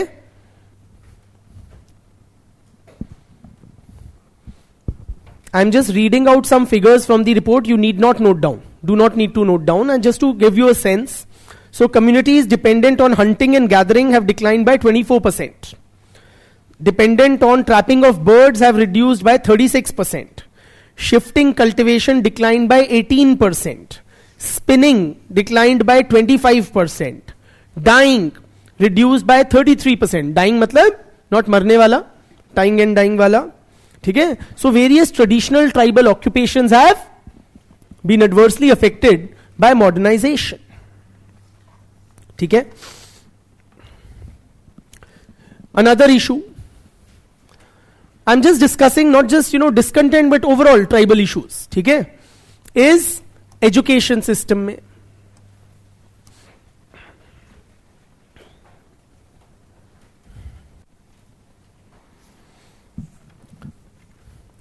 So friends, in the education system, there is a lot of issues that the tribals face. Firstly, the literacy rate of the scheduled tribes is significantly lesser than other social groups. So for total India's population, again 2011 census, the literacy rate was 74%.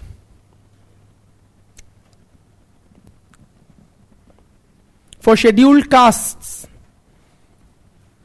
it was 66% for SCs, while for scheduled tribes,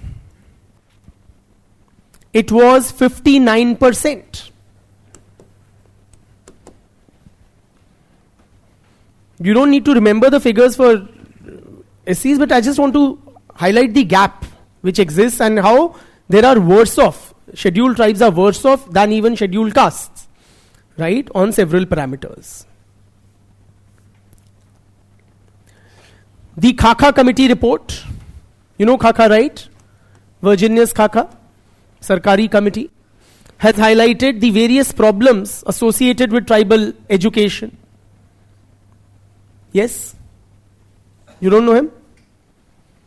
He is Virginius Khaka. He headed a Sarkari committee. Committee established by the government of India to look at the socio-economic and educational profile of the scheduled tribes. Khaka committee simply. हाँ x है वो, मैंने इसे secret नहीं रखा हुआ है ठीक है कि वहां दबा के पता लगेगा क्या है. So the Khaka committee report has highlighted various problems pertaining to tribal education.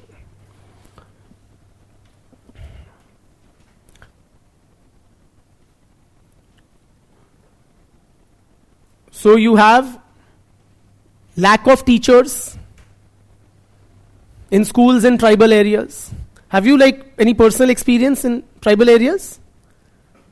Yes, you. Share anything, if you can, particularly pertaining to tribal education. The theory I'll share, you tell us the real thing. If you have any insights to share.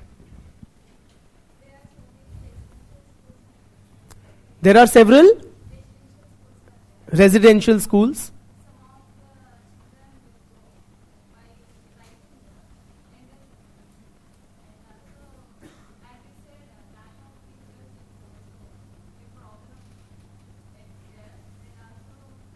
You've been working in Andhra, right?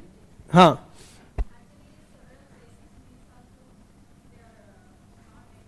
Like? Oh, so there won't be textbooks for children to study.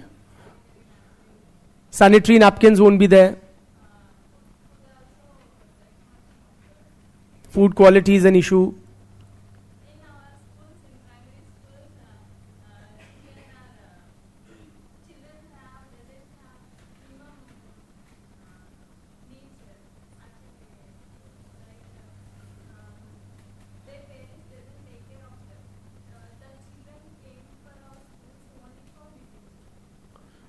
Okay, so midday meal is the sole driving force.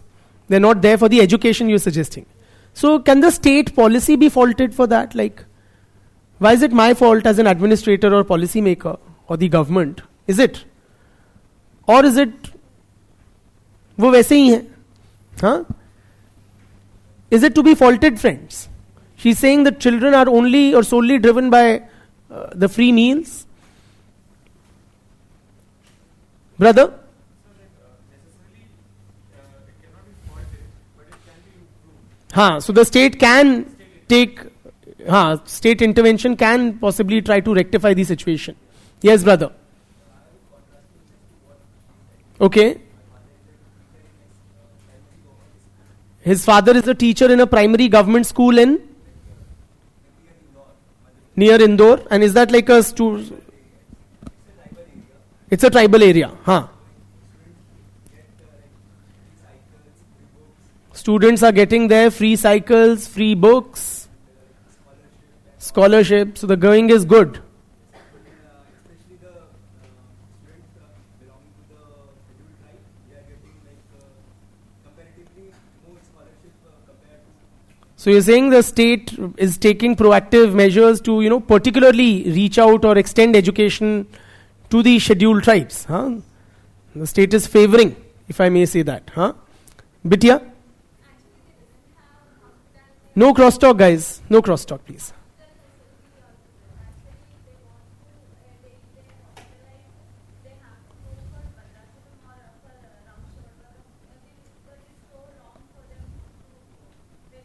So you're suggesting that's a good thing, right? That they have hospital facilities also nearby. Acha, they are not there. Okay, they are far off. Only primary health centers are there, but proper hospital type facilities are not there. Brother? Eklavya model, और एकलव्य को क्या किया था गुरु द्रोणाचार्य ने? अंगूठा मांग लिया था ना. They are not functional. Sexual harassment in Kasturba Gandhi schools. Wonderful. Wonderful in the sense that's happening. ठीक है. So लिखिए, Khaka has identified various problems associated with tribal education, such as the lack of teachers, high teacher absenteeism, या तो होते नहीं है, होते हैं तो आते नहीं है, आते हैं तो पढ़ाते नहीं है. ठीक. The school curriculum is often alien to the tribal students. Meaning friends, उनके घर पे एकदम अलग माहौल है, अलग कल्चर है, स्कूल में एकदम अलग है. So what the learning environment at home is very different from the learning environment in the schools. So it's very alienating in that sense. Also, friends, there is a language barrier between the teachers and administration on the one hand and the tribal students on the other.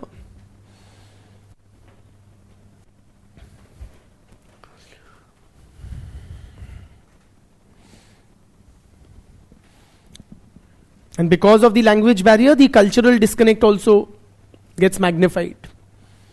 Oftentimes, friends, the teachers in tribal area schools are non-tribals.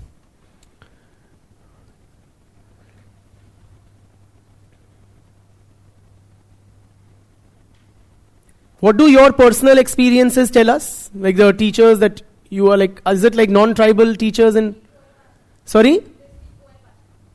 They'll speak? Who? The tribals would speak their own native language, which she's mentioning but we can't capture. Koi bhasha. Okay. And what is the language in the school? Telugu is the language in the school. Absolutely. है ना? तो आंध्रा में है तो Telugu language होगी. I was reading likewise about Odia schools or in Odisha where Odia is kind of imposed on the tribal children and they are discouraged systematically by the education system to not use their native languages. Your case? Teachers are tribal or non-tribal? Okay. So and other teachers in that school, if you have an idea, are they mostly tribals? Acha. ठीक है. So that doesn't leave much scope for this thing. Only 2 teachers. ठीक है. But in many schools you will find that the teachers are non-tribals while the children are tribals. And what do you call? There's a language barrier. Also, oftentimes the school administration and teachers look down upon tribal culture. They see it as inferior. So they discourage it.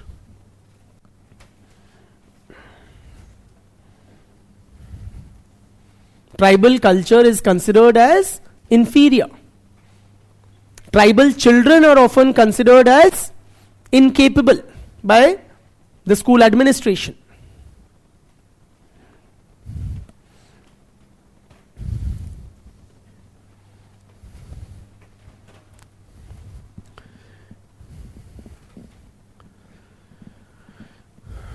For example, friends, in this Khaka committee, he mentions his conversation with the school principal or headmaster in a tribal area.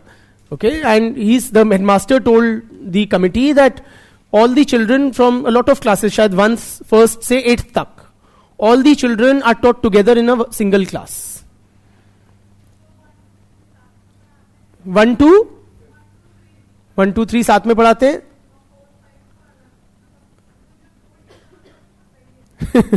हाँ. So lot of classes, lot of academic levels, they would be clubbed together because the teachers see all tribal children, irrespective of age, as equally incapable. मैंने वो भी देखी अभी, 12th fail. Quite interesting. तो उसमें एक scene होता है, टीचर बच्चों को डांटता है, there is an exam. Okay, they are in a school in a village, and the teacher scolds them कि इस साल कोई चीटिंग नहीं होगी, सारे अपने पर्चे, बच्चे ना वो टीचर के सामने वो पर्चे फैला रहे होते हैं on the table for cheating. He says you guys are really stupid, last year I had permitted cheating, तब भी 70% more than that failed. So this year no teaching, no cheating, I will write the answer on the board and you copy it. Very interesting. And one of those students later on goes on to become an IPS officer, based on a real life story. Very interesting. Khair. So point is that teachers have this sense of contempt for the capabilities of the tribal children.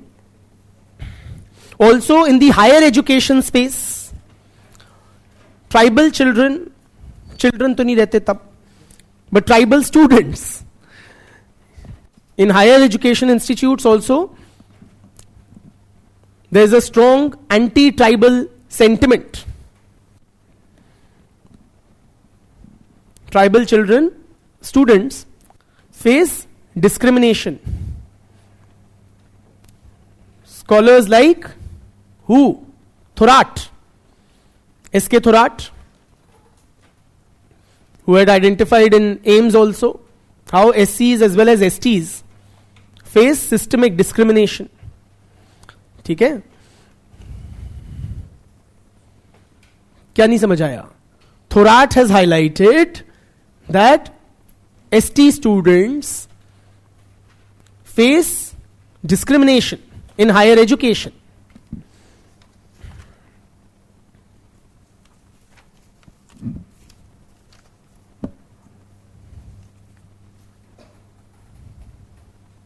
ठीक.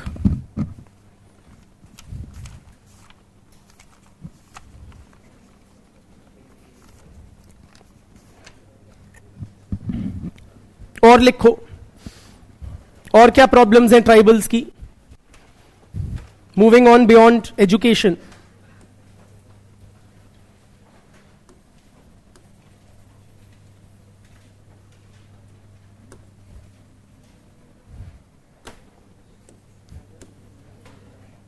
Health related, क्या नाम है तुम्हारा?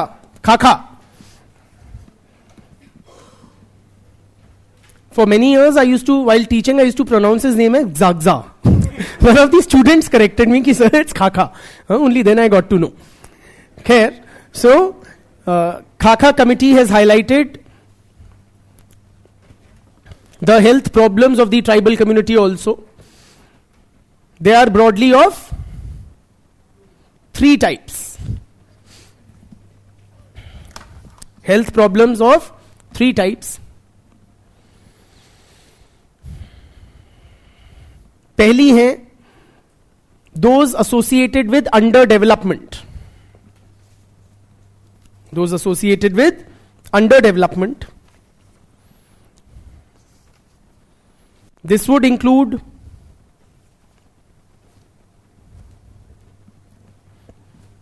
things like malnutrition, diseases due to lack of sanitation, TB type की चीजें जो हो जाती हैं. These are problems of health problems of underdevelopment. दूसरी है health problems which are particularly found or acute amongst tribal populations. Health issues that particularly plague tribals. Sorry?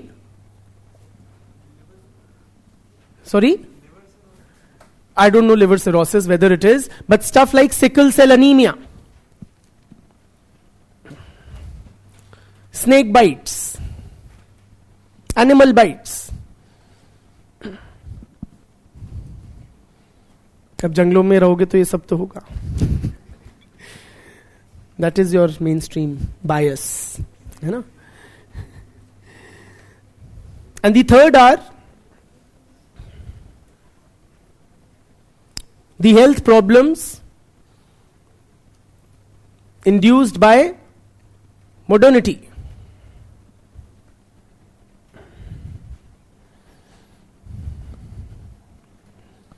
Such as hypertension, health issues due to excess consumption of tobacco, alcohol. पहले ही propensity तो थी और अब खुले बिक्री और आसानी से. ठीक है. अगला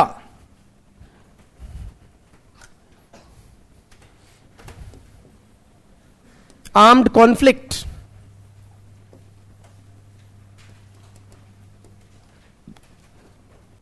Armed conflict.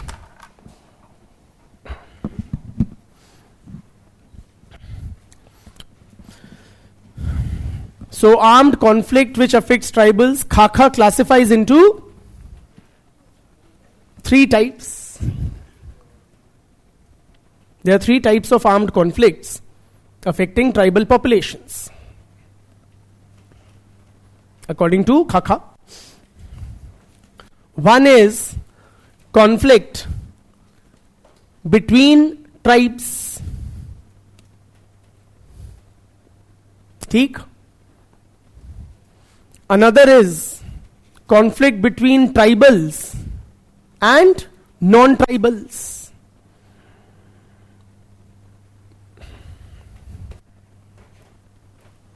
And the third is,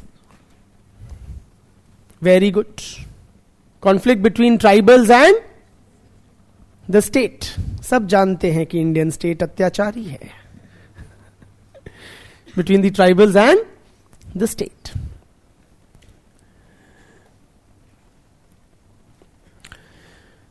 Of all these, which is the most challenging for the tribals?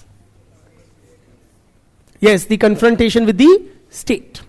Because when the state does so, it arms itself not just with latest technology and military might, but also with draconian laws like AFSPA, Armed Forces Special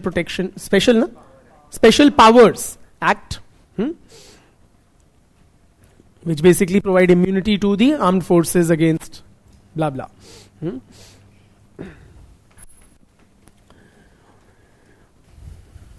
ठीक. अच्छा, another issue that we need to appreciate is how tribal problems are affected by globalization.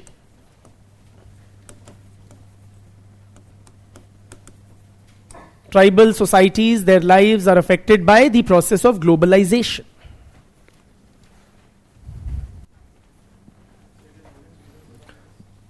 हाँ, मतलब globalization also accentuates discontent na, in certain ways. Let us see how. So with globalization, friends, we have seen the advent of multinational corporations.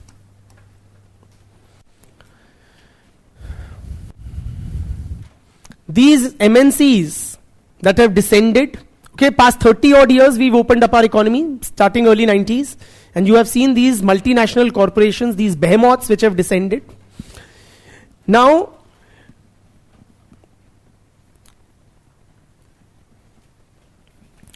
these MNCs, friends, they are armed with immense financial resources.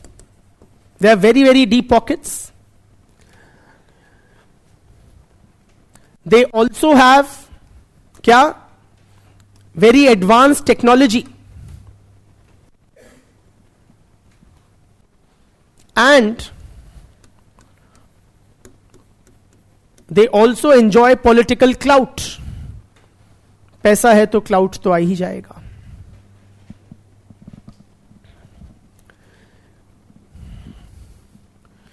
And the underlying objective of globalization is what? The purpose is resource extraction. To fully exploit the resources in different parts of the world.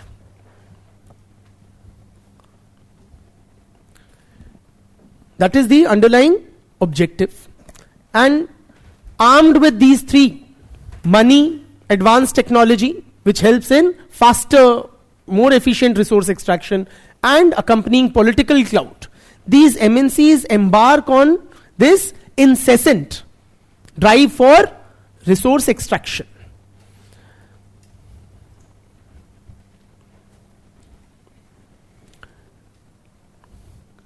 But isn't that great? हमारे यहाँ MNC आएगी, बढ़िया सा steel plant लगाएगी, हाँ, नौकरी ही नौकरियां होंगी. हम ट्राइबलों को तो नौकरी मिलेगी ना, क्या दिक्कत है? वुड यू अपोज अगर आपके एरिया में कोई बड़ी एमएनसी आ रही है, करोड़ों रुपया लगा रही है? Isn't that तरक्की? Isn't that really what progress is all about? क्यों नो? हाँ, क्यों no?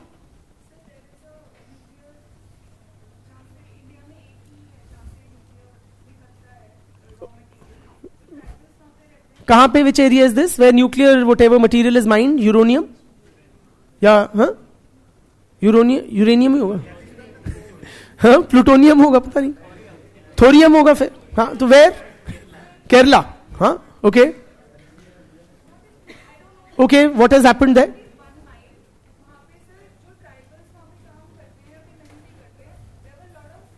health issues due to, say, mining of nuclear material. Niyamgiri Hills, Vedanta plant, Odisha. Bauxite mining, yes. The state government gave the permission, but it was hugely opposed by the coal rights there. Yes. So, at the end of the day, But why? That's the question. because they consider Niyamgiri as their god. They consider Niyamgiri as their god, and that would have been kind of, rapaciously broken and whatnot, है ना, extracted, बिल्कुल, wonderful. And I think that project they were forced to shelve, है ना, that was kind of done away with, हाँ.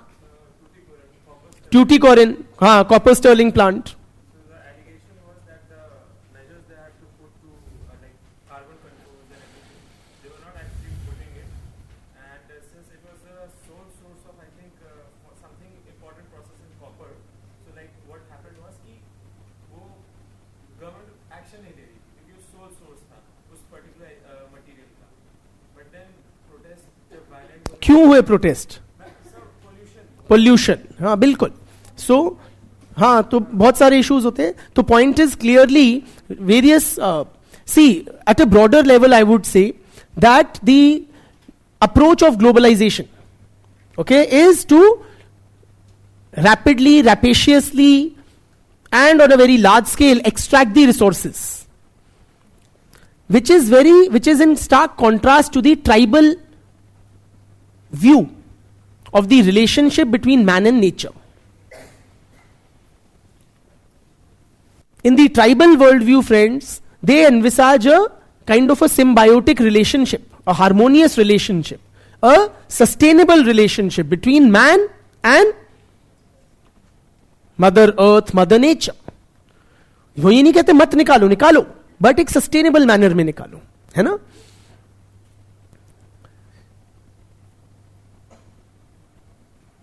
So there is a fundamental clash between the approach of the MNCs who want rapid, large-scale resource extraction and the tribes who envisage a more harmonious relationship with nature. Whether it is about pollution, whether it is about health hazards, whether it also results in loss of land, loss of livelihood, cultural alienation. Like she said, Niyamgiri they worshipped as God. Okay. Also friends, globalization की वजह से, may I? Tribals are compelled to procure from the market what they were procuring from the bounty of nature. बेसी market mechanism spread हो जाता है, private ownership और control में आ जाते हैं resources. So what they were earlier procuring from nature, they get compelled to procure from the market.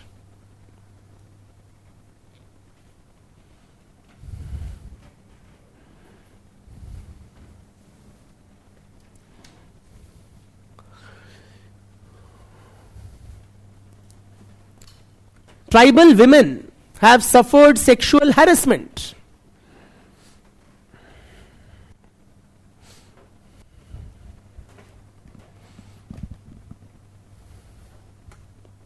From contractors, supervisors and managers in these project sites.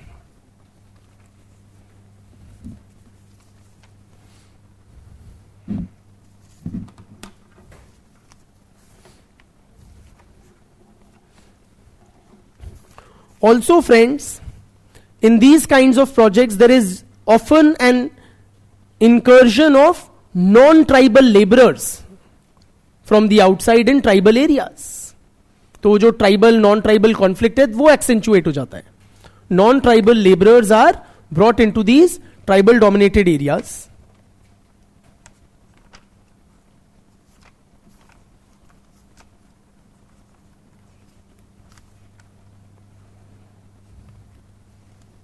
ठीक है. These are some of the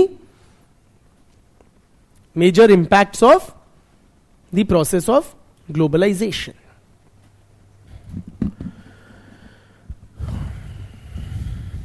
Nadeem Hasnain has highlighted some of the major reasons for tribal discontent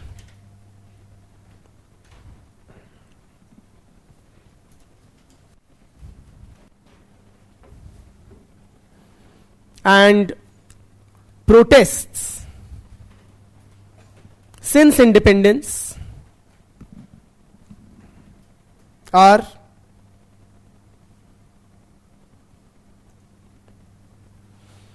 land alienation,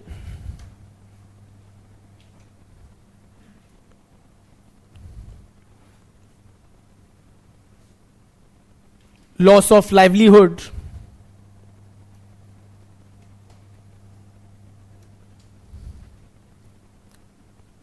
indebtedness,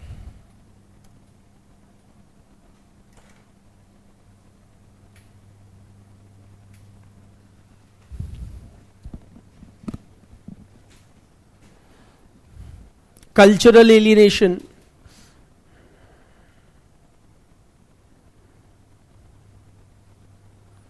poverty, backwardness. There's nothing to explain, we've already discussed all these, etc. Next, I will like to discuss with you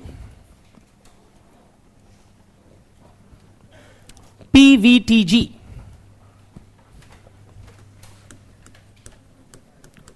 You'll have to bear with me, we have to complete this topic. Okay? Few stray small topics are pending. We'll do that today itself. PVTG, the full form of which is particularly vulnerable tribal groups. So there are 75 scheduled tribes which are identified as PVTG.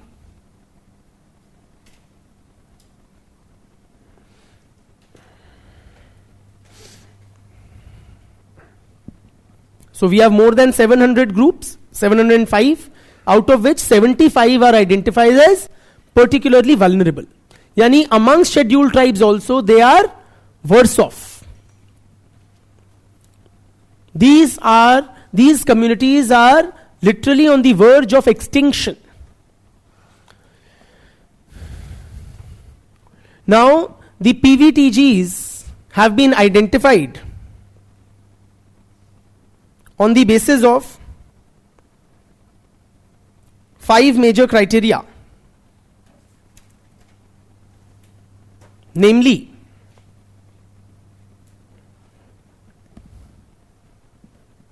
a stagnant or declining population,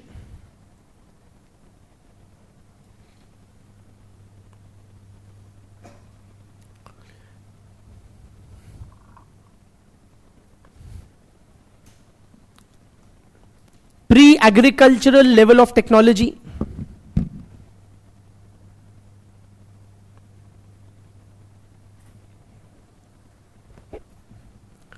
subsistence level economy,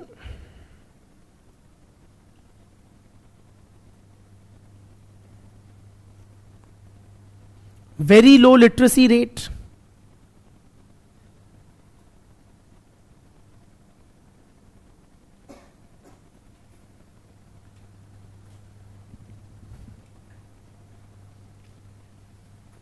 and one more.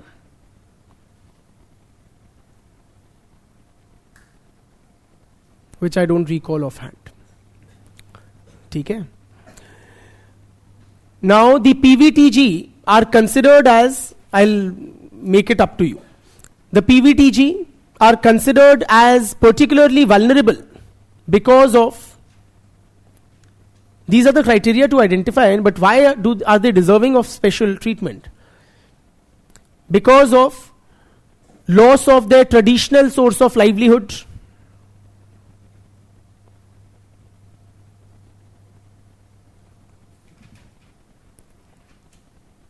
small numbers,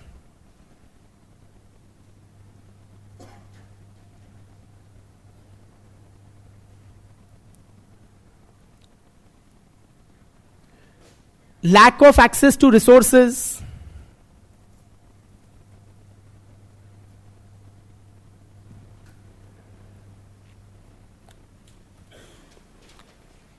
threat from the market, या encroachment from the market and the state,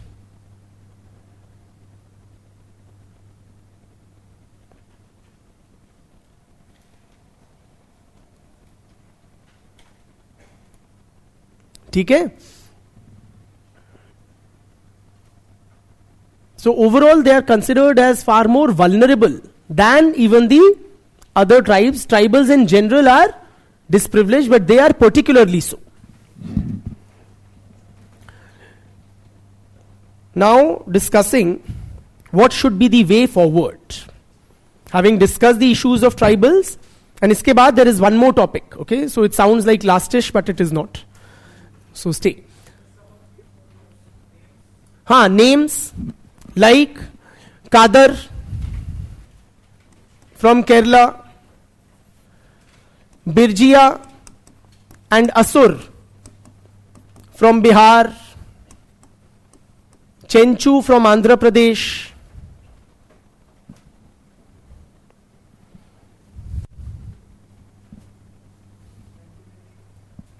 all those Sentinelese, Jarwa, Strompe and Onje, these are also from the Andaman. They are also PVTG, particularly vulnerable tribal groups. अब लिखिए the way forward. हल क्या है? दिक्कतें हमने बहुत गिना दी. क्या करना चाहिए जीवन में? आंध्र प्रदेश. Chenchu is from Andhra Pradesh. क्या करना चाहिए? ट्राइबल डेवलपमेंट के लिए what is the way forward, what needs to be done. Here are some recommendations from the खाका कमिटी. हम क्यों दिमाग लगाएं?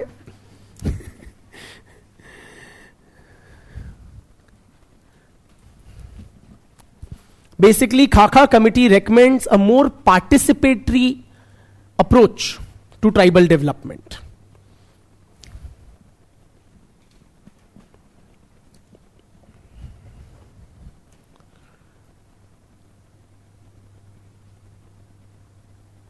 So tribals should be made an integral part of the state efforts for tribal development. Tribal development किसको करनी चाहिए? Non tribals को नहीं, ट्राइबल्स को. They should be actively engaged. ठीक. खाका also recommends that tribals should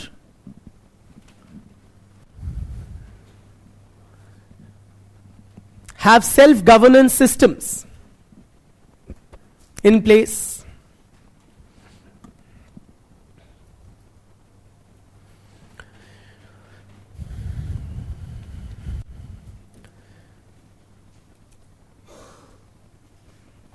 Tribals should be regarded as citizens.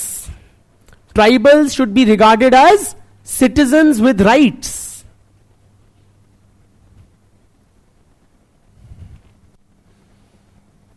Instead of as subjects of state patronage.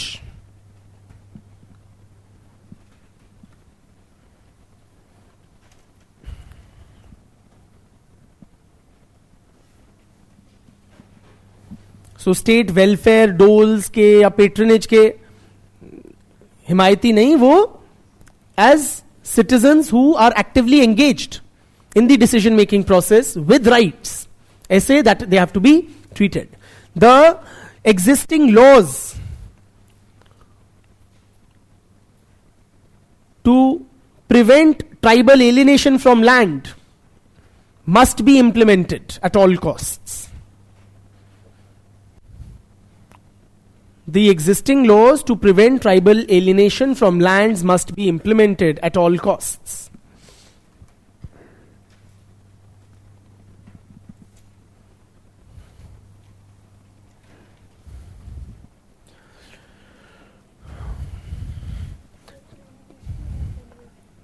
Sorry, कहां पे क्या है? Alienation from land. Alienation. Laws, existing laws to prevent tribal alienation from land must be implemented at all costs. Tribal communities must be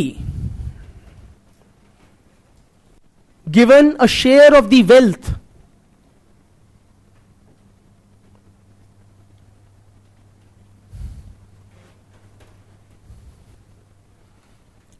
generated from the resources in their homeland.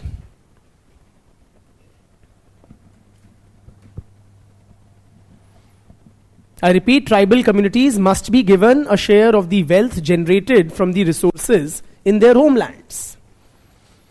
So why should Vedanta or an Agarwal or an Adani or a whatever, Tata, keep getting richer?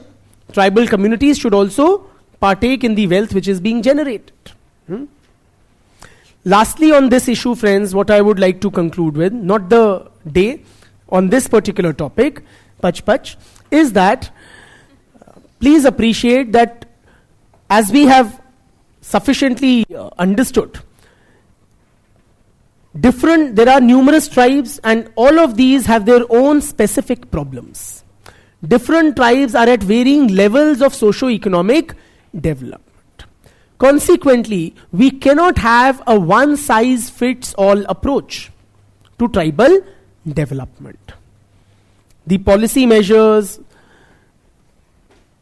need to be tailored to the needs of specific tribes.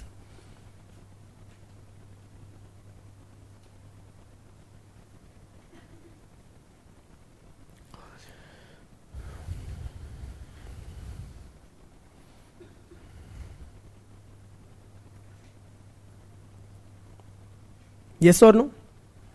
another problem which we did not list, but you can, and which also needs to be rectified, is the uneven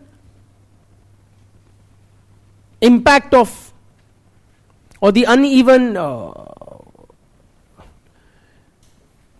different tribes. Some tribes have benefited far more than others from development, modernization, state policies, all of that. Yes or no? तो मीनास की situation बहुत अलग है than Shompen और even Santhals for that matter. ठीक है? तो आपको हर कम्युनिटी के level of socio economic development, उसके इश्यूज एंड कंसर्न्स को ध्यान रख के कदम उठाने चाहिए. I will take a short break, 2 minutes, and I'll be back. Okay, don't go anywhere. There's one topic remaining. Very short break.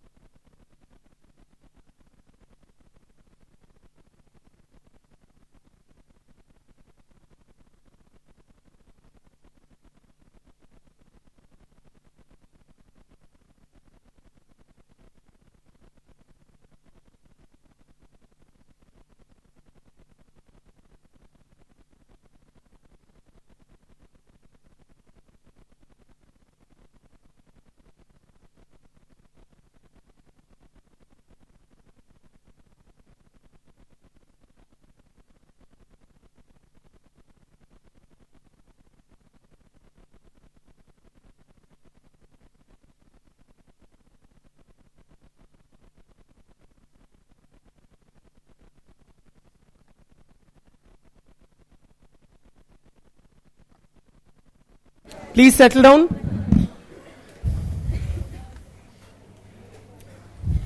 What I want to now discuss with you, friends, is the Sarna religion protests. Since it's a recent development, Sarna religion protests.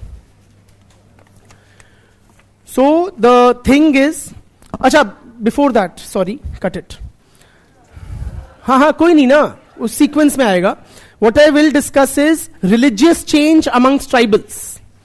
Give that as a bigger or broader heading. Religious change amongst tribals.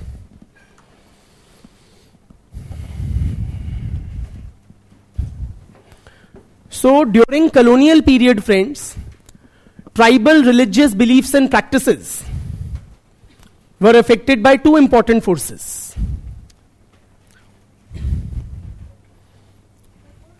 During colonial period, tribal religious beliefs, practices, rituals, etc. were affected by two important forces.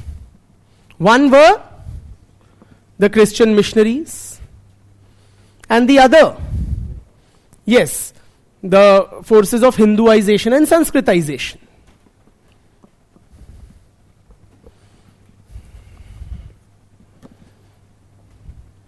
First, let us understand regarding the Christian missionary efforts. Now, Christian missionary efforts were more focused on, or the Christian missionaries preferred to focus on the bigger tribes. Okay, those which are more substantial or larger population.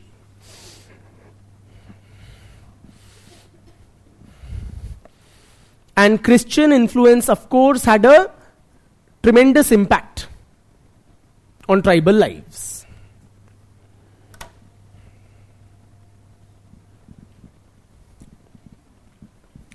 क्या क्या impact हुआ है? In several cases, it led to a loss of indigenous culture.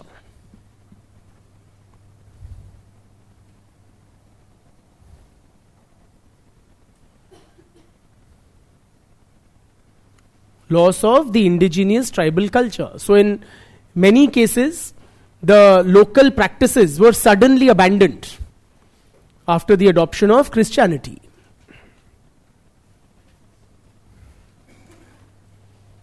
ठीक?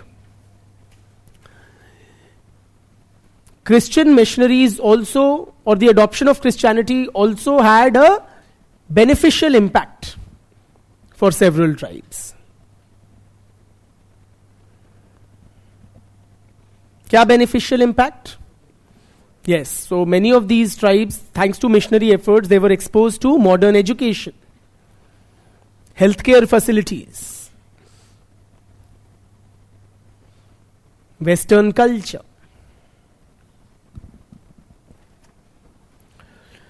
For example, in 1830s, the Khasis,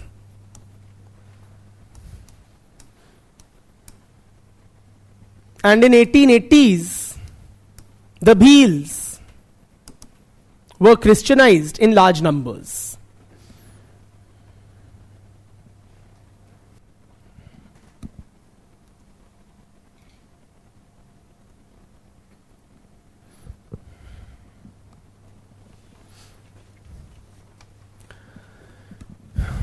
Verrier Elwin estimated that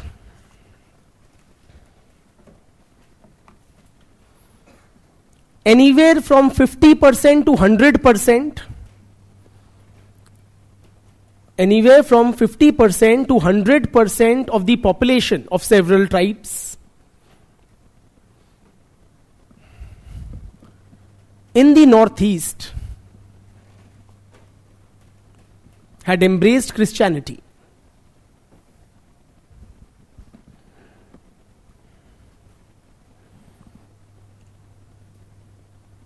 For a lot of tribes, as much as 50 to 100% of their populations had embraced Christianity. For example, Mizos, Nagas, Garos,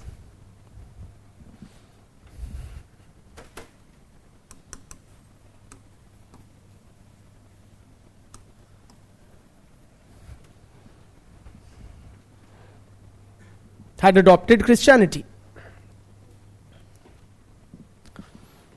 In some tribes, adopting Christianity created unity. Earlier there were divisions due to along ethnic lines or something.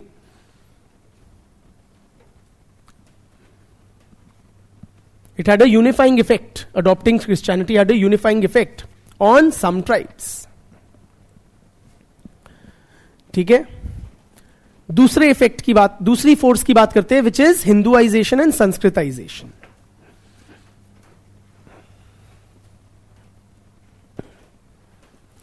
Now this process, Hinduization and Sanskritization, it has been going on since when? Since ages. As we discussed, caste Hindus and various tribes have lived in close proximity and continuous exchange.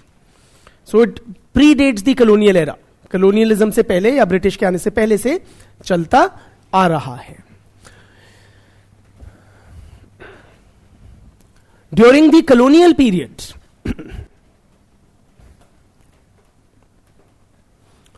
डिक्कूज were introduced, यानी high caste Hindu money lenders, traders वगैरह in many tribal areas.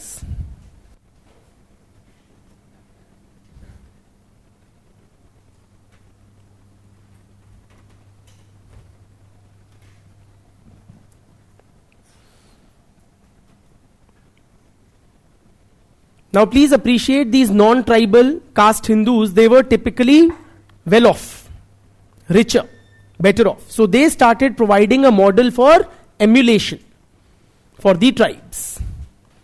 In other words, ये लिखो कि Sanskritization movements began in several tribes.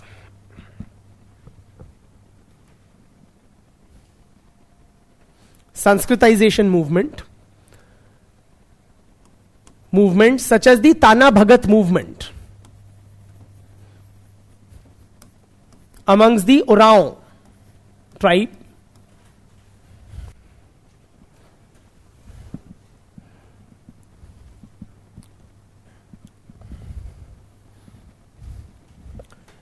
Jatra Oraon, he was the leader. In 1914, Jatra Oraon declared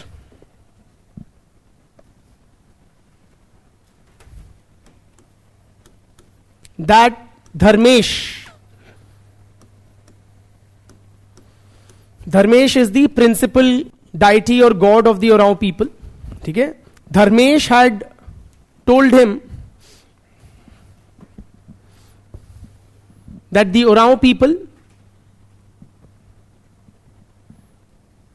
should give up meat and alcohol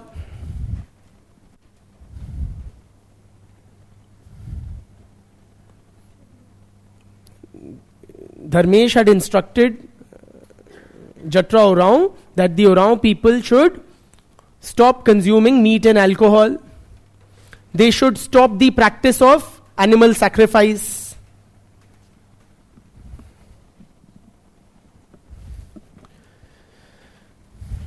And stop worshipping ghosts and spirits.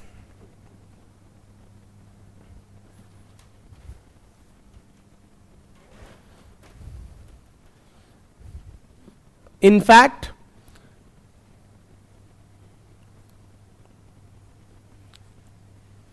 lower tribal deities and spirits were declared useless.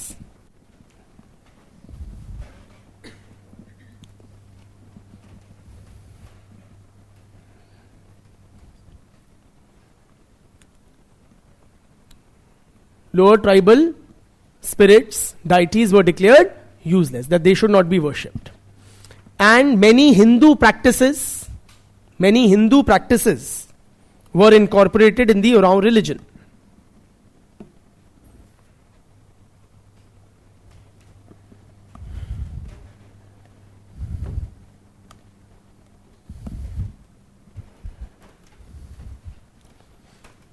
Another example of a Sanskritizing movement is of Birsa Munda.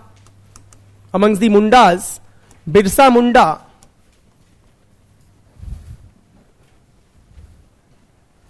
came to be regarded as Birsa Bhagwan.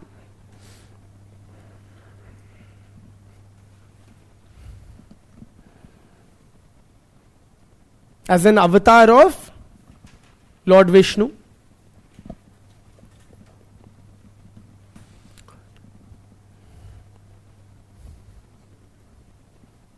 And he started performing miracles also, like curing the sick with the touch of hand, etc. type ke.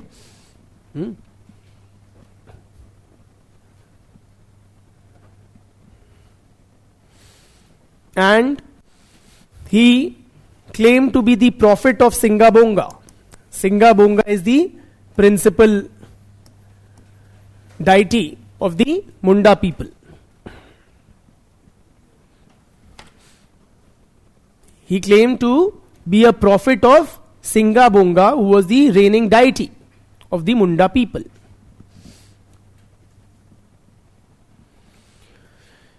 He also opposed the activities of Christian missionaries,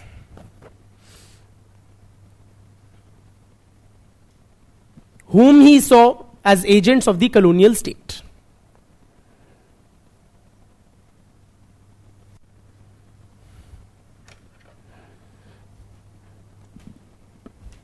ठीक, ये pre independence है. Now discussing some after independence. After independence, friends, as industrialization picked pace, large-scale projects were established in many tribal areas. In many of these factories, tribals joined as workers and they came in contact with the non-tribal Hindu population. And from them they adopted Hindu beliefs and practices. For example, Santhals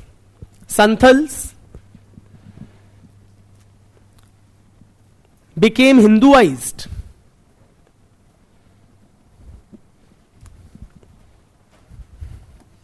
While working in steel plants and heavy metal mines in central India.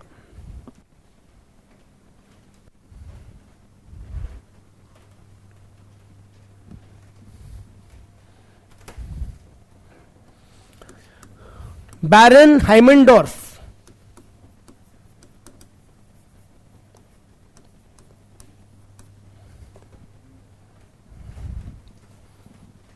he conducted a study of the Gonds. Another example. He first visited them in 1940s, then again in 1980s.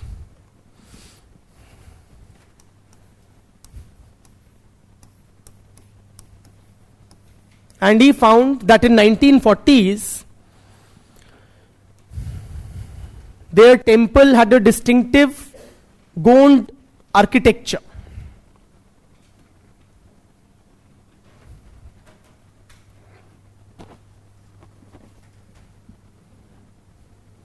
In 1940s, it had a distinctive Gondi architecture, but in 1980s, when he revisited, he found that the temple had been rebuilt in the Hindu style of architecture. It had started resembling a Hindu temple.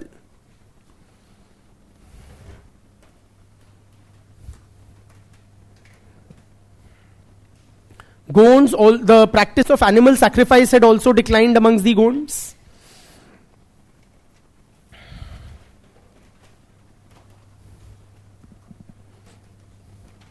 They had started viewing themselves as Hindus.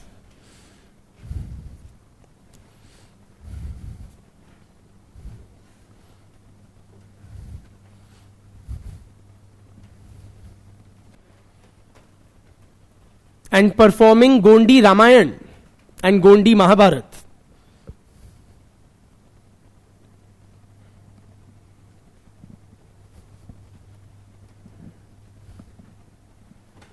ठीक. Finally, coming to the Sarna religion protests.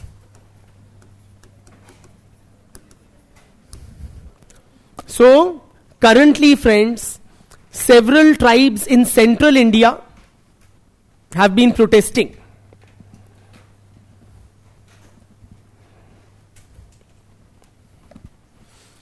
Across the states of Jharkhand,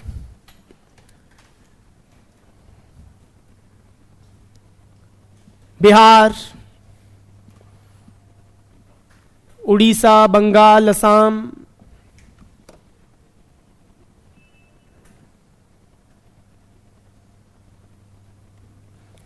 demanding what? That Sarna religion be mentioned as a separate category in the census.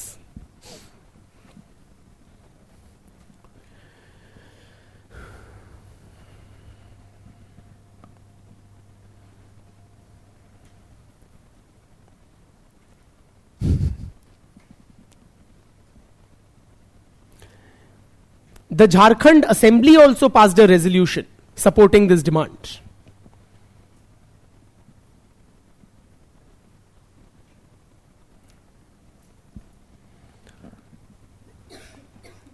Jharkhand Assembly has supported, also the National Commission for Scheduled Tribes has also supported this demand.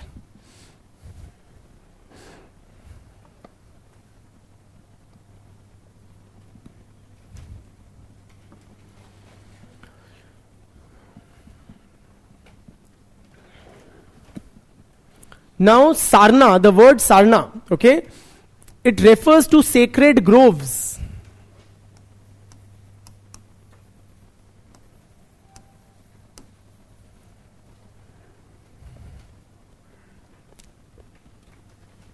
In the Chota Nagpur Plateau region. Grove क्या होते हैं? कुछ नहीं होते हैं. Basically a group of trees. It's like a sacred space जहाँ पे पेड़ वेड़ होते हैं. It's like a bunch of trees there. And the tribals, they believe that the Gram Devati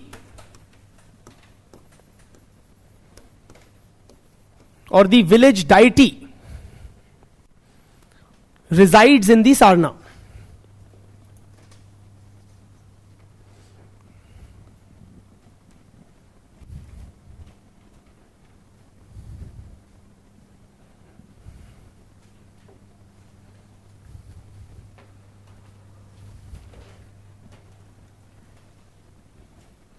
They call their religion as Sarna Dharma या Sarnaism. Sarna Dharma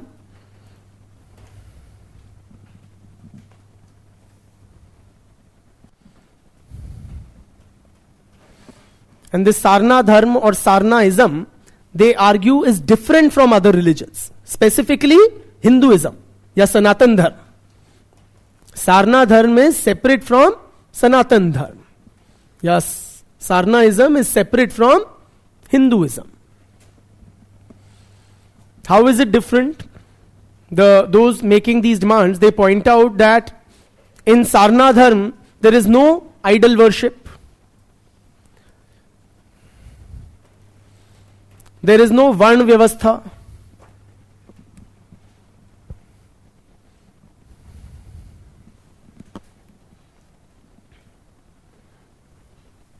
There is no concept of hell and heaven.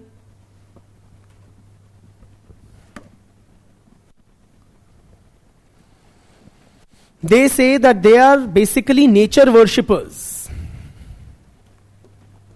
who want to protect jal, jungle or jameen.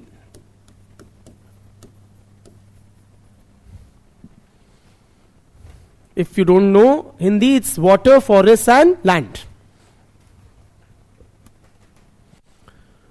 So the protesters, they want to preserve the distinctive religious identity of Sarnas. They want to preserve their distinctive religious identity. So they argue they are being compelled in census operations to be listed as Hindu because there is no separate category for their religion. organizations like Adivasi Sengal Abhiyan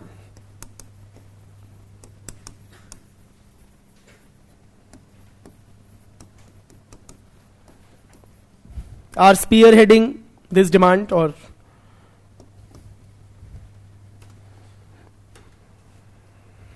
articulating this demand.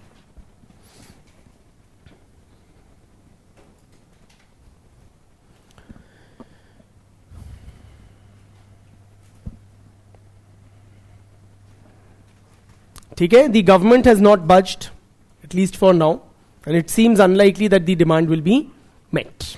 You know? And they also point out that many of their people are being forced to convert to Christianity to avail benefits as a religious minority. Okay, so instead, if they are recognized as a separate minority religion, then they won't be losing their religious identity. They will either being converted to Christianity or they are being clubbed with Hindus. In both cases, they are losing out their distinctive religious and cultural identity.